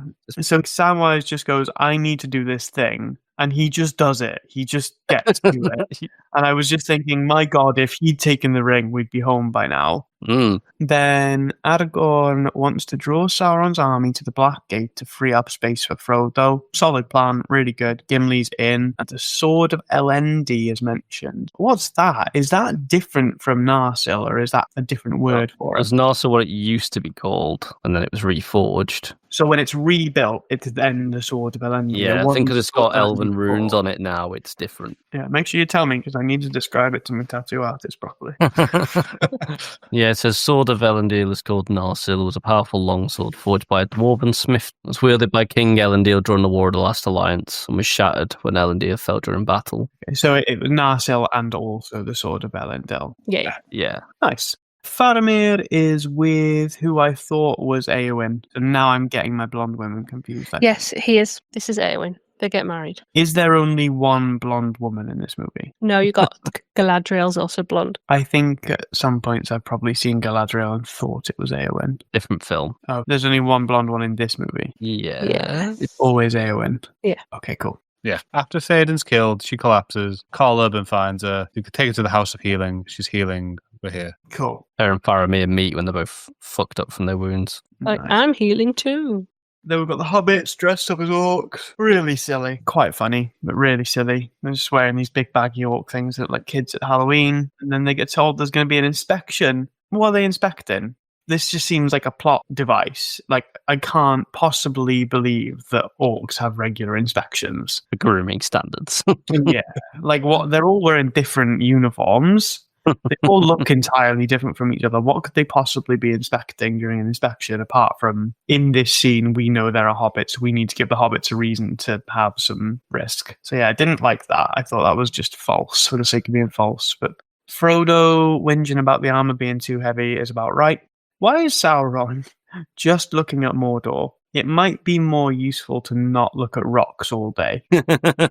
Especially in this movie when you actually see the eye moving around quite a lot. He seems to spend a lot of time just sweeping his eye across mountains, which are really within his jurisdiction and he has no reason to worry about. Like, there's fuck all there. He could just be bored, just seeing what's going on. Does he know that there's hobbits there somewhere? Does he know that there's someone has breached Mordor and that's why he's looking? Or is Sauron just in the business of looking at Mordor? And is he doing anything else apart from looking at where that eye is looking? I don't quite get what Sauron is at this point. Like, is he just the eye looking at where that eye is looking? Because then how is he giving any kind of command to anyone? I think at this point, I feel like he's just represented by the eye. But in this, you can see when he is then bested, everyone who was under his control, all of a sudden, it's like they break out of a spell and just run away. So I'm not sure if he's controlling them with some sort of power and that's how they're all doing his bidding. Cool. Then we get to the Black Gate and they ask for the Lord of the Black Land to come out, who I'm guessing is Sauron.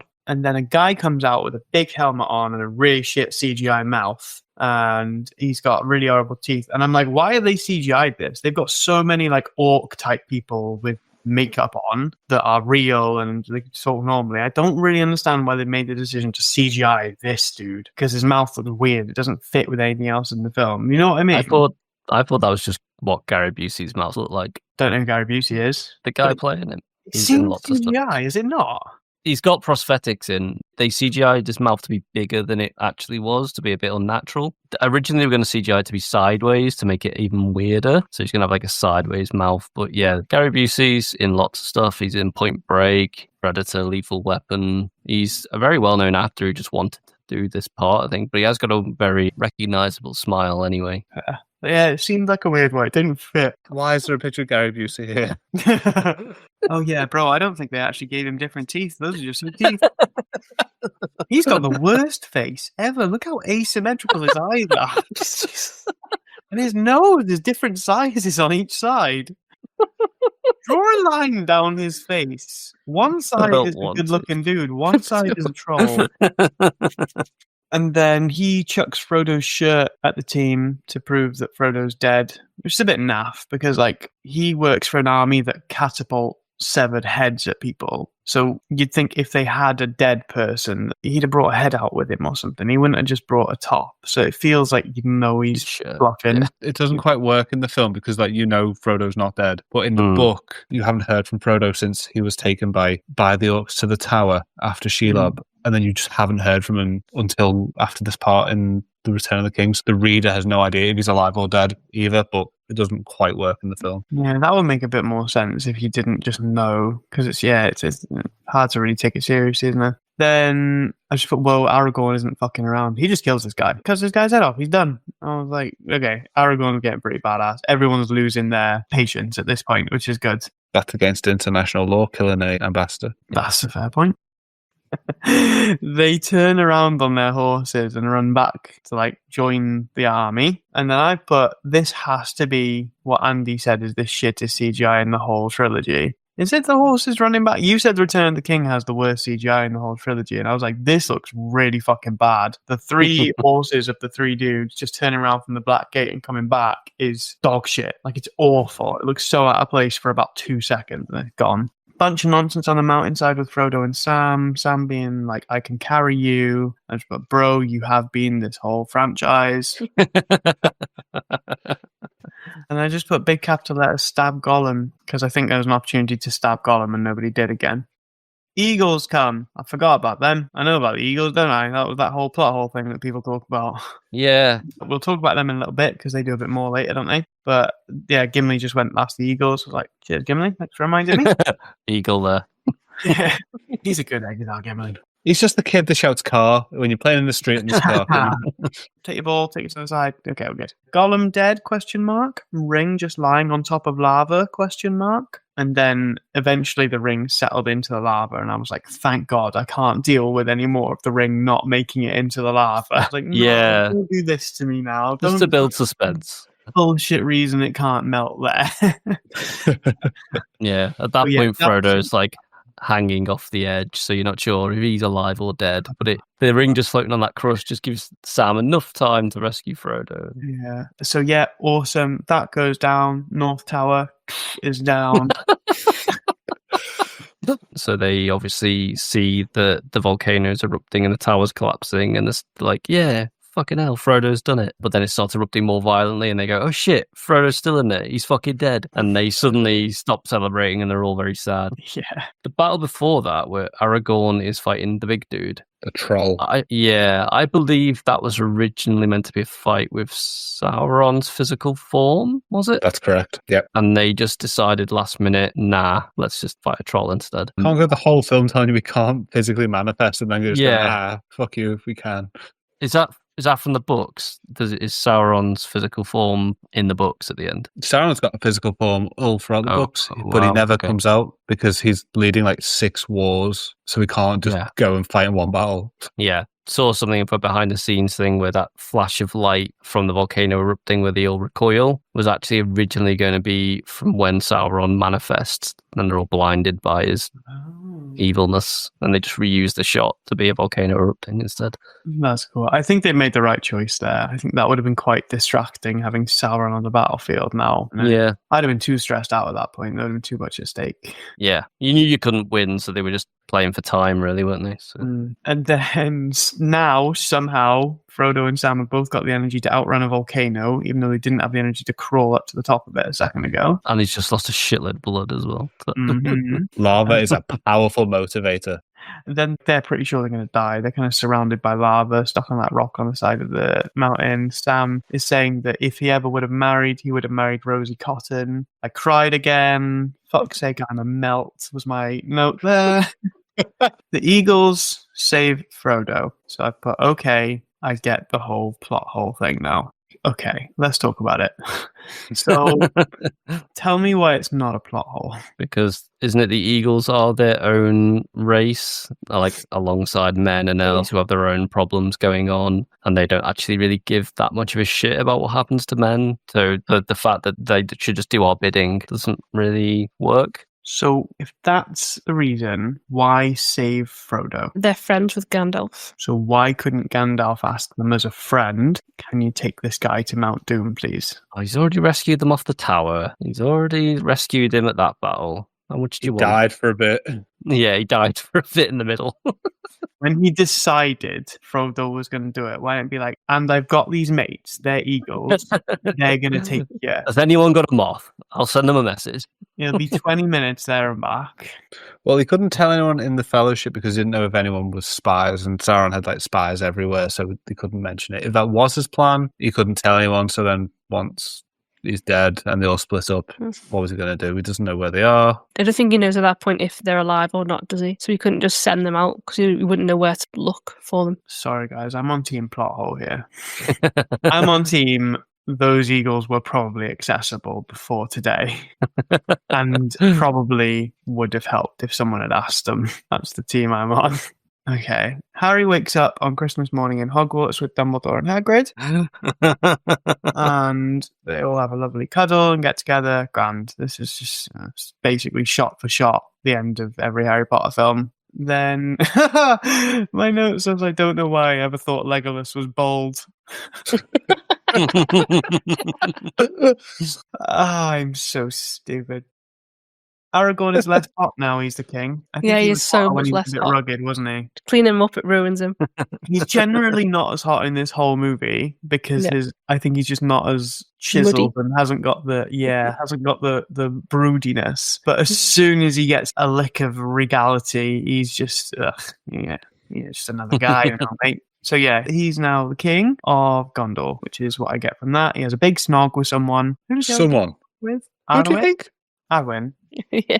Arwen. Yeah, it should have been Eowyn, really. Should have picked her. Arwen's just done nothing apart from wait for him. Then the hobbits all bow to him, and he says, my friends, you bow to no one, which is just fucking ace. And then everyone bows to the hobbits, which again, in my head, they're just bowing to Sam. But they all It's just stand there great. like dumb idiots, just staring Yeah. at it. What? And it's like, Yeah. I mean, Aragorn has largely done a lot of the heavy lifting, and he's like putting everything on these hobbits, being like, "No, this is you guys. You do not need to bow to me just because I've got this crown." So yeah, really great. Then there's a nice song that plays, which is like really close to being World in Union, but not quite. It was a bit distracting, and I think that's probably something that the composer was aiming for. Is that when Aragorn's just singing? No, it's like the background song when we go back to the Shire. Are you going to do your Shire stuff now, Andy, or later? I mean, maybe if I get my music. Oh gosh. Okay. And he's Lord Dud!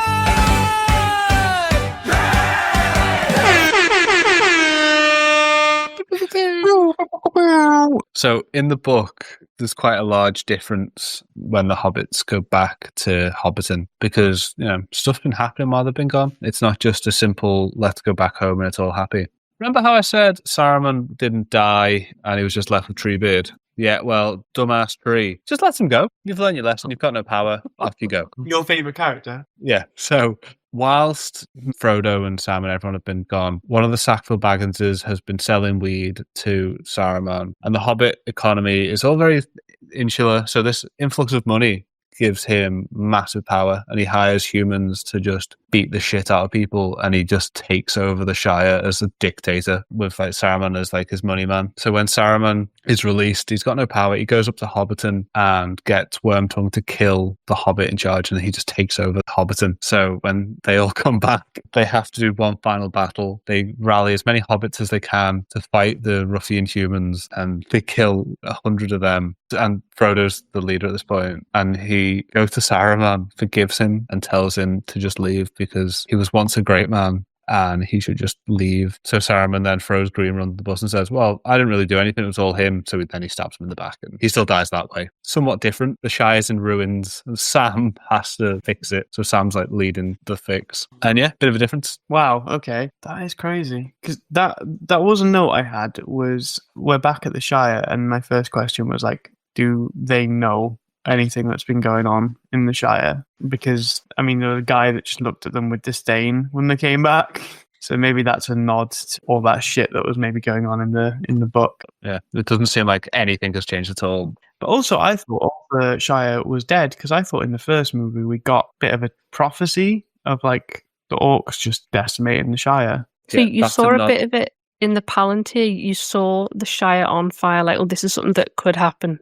Oh, but it didn't actually. Okay. But it did in the book. And then Sam got married. She's obviously really happy. I'm assuming that's Rosie Cotton. Yeah. Which is fantastic. Fun fact for me, not for anyone else. Sam's second daughter is called Eleanor, and that is my mum's middle name. They gave her a middle name because it was the one that they picked from The Lord of the Rings. Cute. Frodo writes now, confirming that he indeed has nothing unique or special about him, and he's just copying Bilbo now, I guess. He went from copying Gollum to copying Bilbo. He's just pointless. And then, yeah, big one from Gandalf to end. This isn't the end, but there was nothing really significant about the last couple of minutes. One of them was crying. I can't remember who was crying. I think it was one of the little hobbits, and he just said, "Not all tears are an evil." I thought that was just a really nice sort of sentiment from Gandalf. But what did you think about Frodo just going to live with elves? Is that what happened? Yep. Do you watch ends of films, or do you just go, that's probably the end? They, and walk they were away? going down to the Okay, docks. there's a bit of that. I'm not going to lie. There is a bit of that. I was, it was gone midnight. I knew I was within 5 minutes of the end. And yeah, my attention gets spiky at that point. The end to Son of the King's like 45 minutes, so you probably missed quite a lot if you just skipped it. I didn't skip anything. It's just in that last sort of 5 minutes, It was 45 minutes. Yeah, I get it. But they end it a lot of times, if you know what I Yeah, mean. they do. There's a lot of false endings, especially in the extended. And after a couple of false endings, my attention's gone. It's just it's a silly way to make a movie, I think. My dad was so angry in the cinema. He was just like, he kept standing up ready to leave, and I was like, oh my god. I'm sorry. And Jack Nicholson apparently met Elijah Wood afterwards and kind of said, "Did you die?" And he's like, "What are you talking about? Did you watch the end of the film?" And he's like, "No, there were so many endings that I just got up and left and got the car ready for everyone else." Yeah, I can sympathise with that. I can't. I just can't pay attention to that many endings. I just go, wow, fuck it. If it wasn't one of the first two you decided to show me, then it wasn't the most important. So I was sat here, it was on. I was probably on my phone. So basically, they're going down the docks to see Bilbo off because he's going to go with the elves. Oh, I saw the very end Yeah. of it when Bilbo's like, "Oh, could I have a look at the ring one last time?" And I was like, "No, you dirty fucking scavenger." And then they all go, yeah, one more to board or something like that. And they go, oh, who? And then Frodo's really quiet and all the other hobbits go, no, not Frodo. And yeah, Sam's distraught. Yeah, that's fine. He can fuck off. He's useless anyway. And then Sam becomes the writer. That's better. The very last line of the film is the same as the very last line of the book. Which is? That's nice. Is it something like "We're all done now" or something? Why are you still here? Leave the cinema. Well, I'm back, because he then gets back home to Rosie. Nice. Oh, yeah. That is cute. So yeah, that was Return of the King. That was it. That was the movie.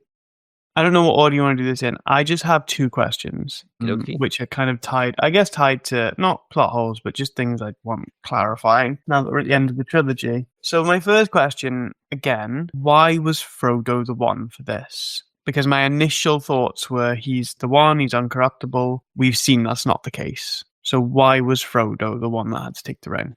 I always felt it was just coincidence because Bilbo had it and he was the closest person to him, so that's who he trusted with it the most. But Gandalf said it has to be Frodo, and he has to go alone. Was it to not spread around because he could trust Frodo, but you don't know kind of who else is evil? So just a bit of chance. I don't know, for some reason I was under the impression it was a sort of chosen one scenario, but then Frodo was just in such a shit state from the ring. I was like, oh, he doesn't seem very chosen or pure. It seems like he's as vulnerable as everyone else to the ring's sort of He corruption. does better than men. I think hobbits are seen to have been kind of more backhanded compliment, less ambition, so they wouldn't feel that they'd use it for themselves. They like the status quo, so they don't want to bother with becoming a politician and ruling an empire. They just want to chill at home. I just feel like between him and Sam, if they just 50-50'd, so that both of them ended up half as corrupted as Frodo ended up, they'd have been fine, wouldn't they? Until they were like almost there, Sam was like, let's just give it to someone else. Let's just turn back. Let someone else do this. But once he was over that hurdle where Frodo was definitely doing it, he's like, fine, we're fucking doing this. Let's just get this over with. At that point, Sam could have done it himself. But Yeah, definitely. before that, Okay. he probably would have palmed it off or given up.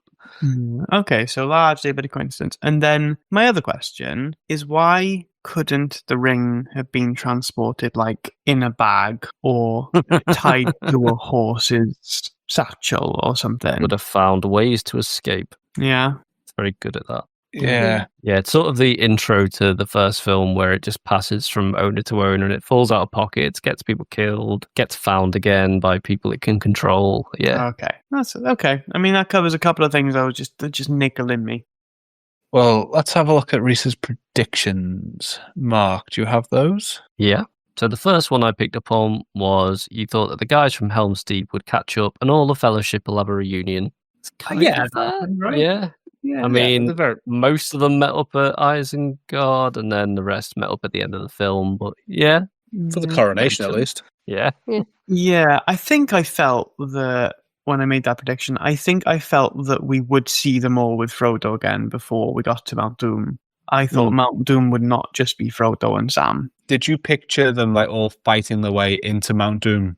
I pictured they would be in like the caverns of Mount Doom, not like climbing up the side of it. I thought there'd be like an entrance to Mount Doom, and it would look like where Sauron made the ring, and Sauron was going to be there, and they were all going to have to fight Sauron together to like get to the fires of Mount Doom. Okay. And so, yeah, I don't think I got that prediction really, because the boys that were together have been together intermittently all throughout, really.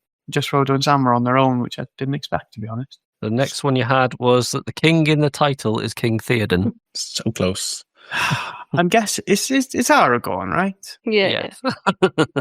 I wasn't 100% sure, but yeah, I was off. I wouldn't have thought Aragorn was going to end up as royalty in this, or even be as important as he was. Looking back now, I know there were loads of hints that he was going to be a huge deal, but no, I didn't really see that coming at all, to be fair. Well, Tolkien never wanted the third book to be called Return of the King. That was from his publishers. He wanted it to be called War of the Ring because he felt Return of the King gave away too much. But apparently not. I guess he gave a lot of credit to his fans, which is just as well, but he wasn't thinking about those 20 years later. The next one you had was just a throwaway comment you made in between your predictions, which was that you hope Treebeard and the annoying hobbits die. I mean, I didn't see Treebeard again. That was sound. Good enough. Happy with that. Andy is hurt. And yeah, do you know, I ended this movie not hating the annoying hobbits anymore, so I'm happy with the direction they took. I didn't see Treebeard again. The annoying hobbits stopped being annoying, really, so yeah, I was happy with that. You predicted there'd be a new threat other than orcs and Uruk-hai and Sauron or Saruman. You expected something new, I guess. You had Grond. a giant spider, you had Grond, you had the new orc general. Fell beasts were new? Yeah, the eel dragons, not that they were new, but they were far more present in this. They were like a next level enemy, weren't they? Nothing was going to happen until they worked out to kill the eel dragons and the elephants and the boats. Yeah. Yeah, I think that was a decent one. Yeah. You thought Sauron would manifest as a physical form and fight Aragorn, Legolas, and Gimli? Yeah, I was hoping that happened. I'm a bit gutted about that. I wanted a full-on Power Rangers fight. Well, apparently it was going to happen in the original cut of the film, but didn't, so close enough. You thought Gollum will lead Frodo to a new threat. Frodo will nearly die. Sam will rescue him and carry him the rest of the way. I think you were way off Spot there. on. Couldn't be more right. You also thought that the plot wouldn't develop much in this film. There may be a fourth or fifth film, e.g. the ring will still be in Frodo's possession in some way by the end of the film. Yeah, I think as soon as I started watching this, someone in another WhatsApp group used the word trilogy and it kind of ruined it for me, to be honest. I was a bit spoiled. That was only just before I started the movie, to be fair, though. And that was it for the predictions. Nice. Okay. Not a bad one. So now that you've watched all three of them, out of the three films, which is your favourite? Oh, that's tough, actually. The Fellowship is still the worst one, in my view. And, God, that's hard. It's got to be this one. It's got to be this one, because I don't have to watch an hour and a half of trees talking slowly.